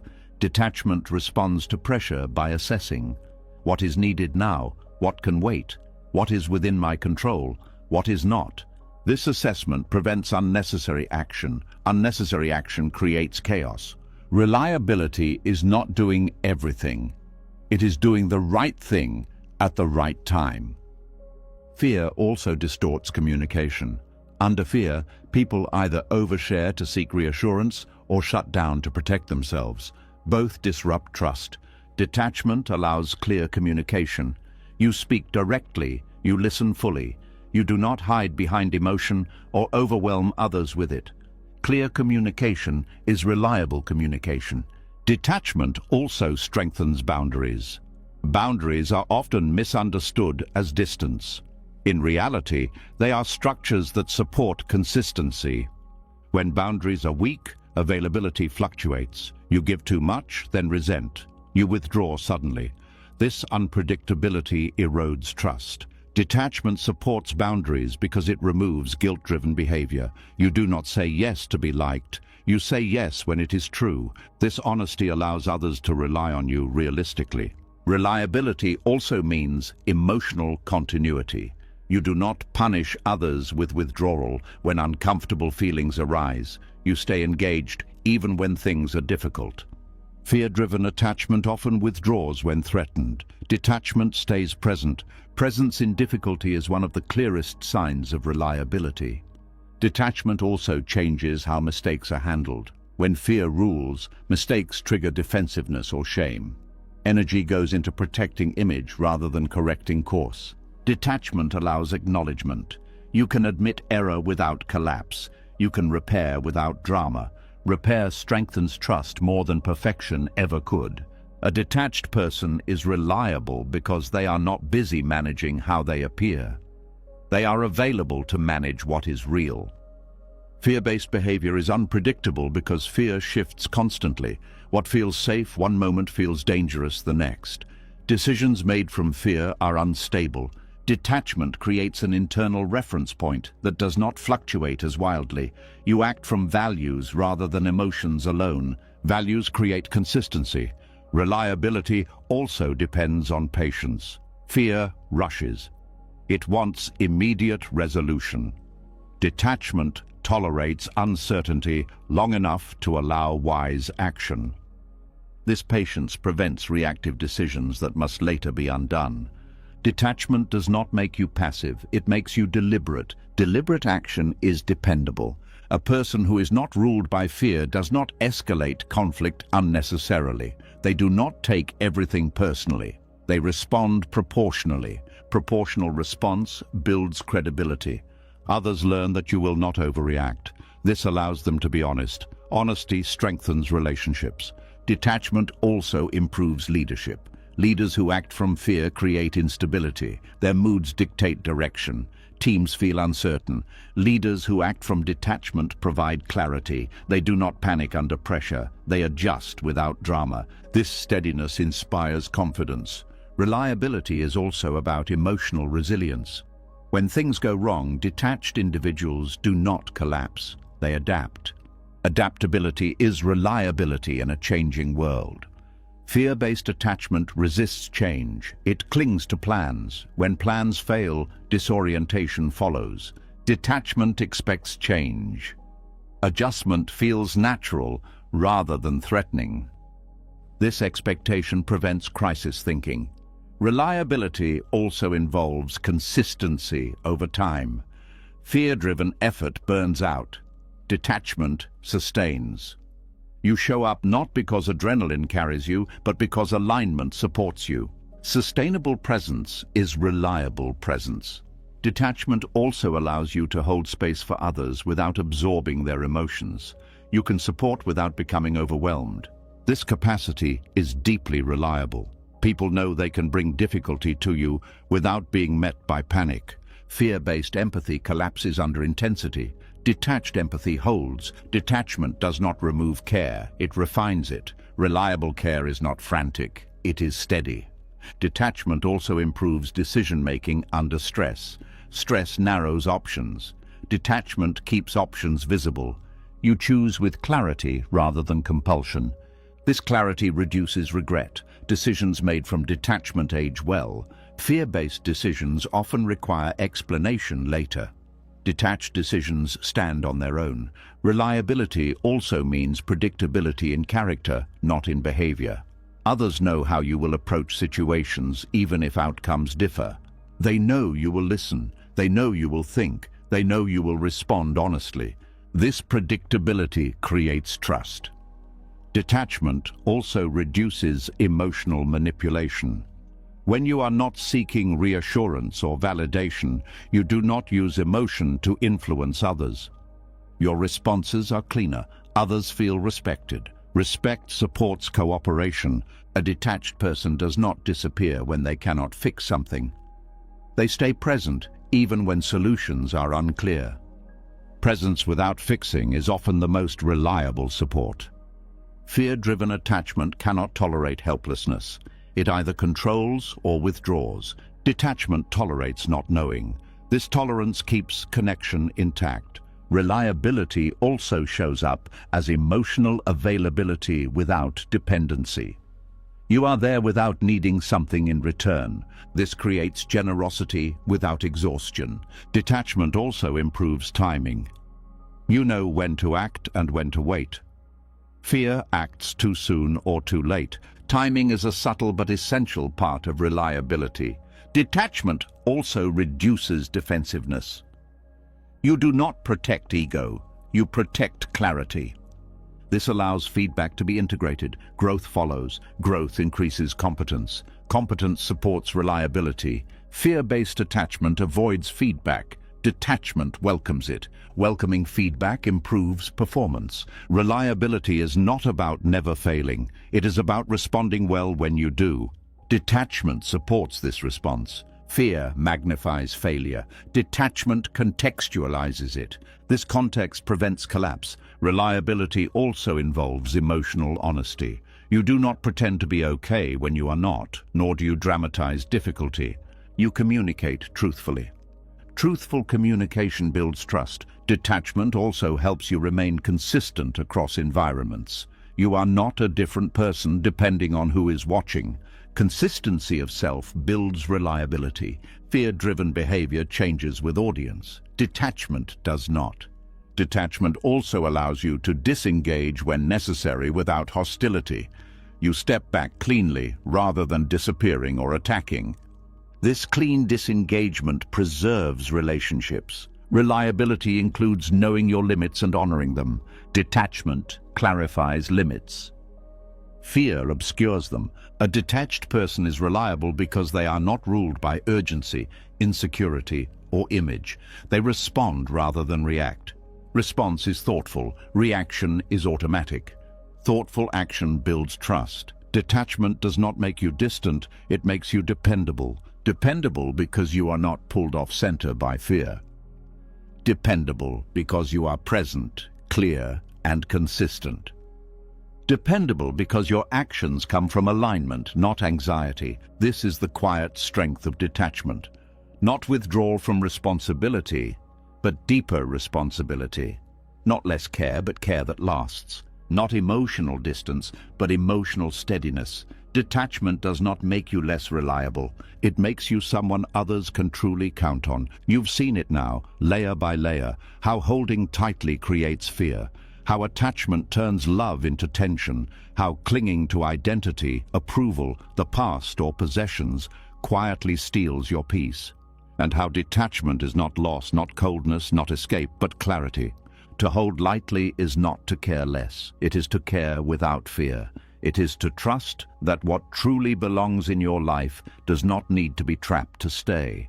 What is real remains. What leaves was never meant to be owned. Detachment does not empty your life, it clears it. It returns you to presence, to steadiness, to a quiet strength that does not depend on certainty, control, or permission.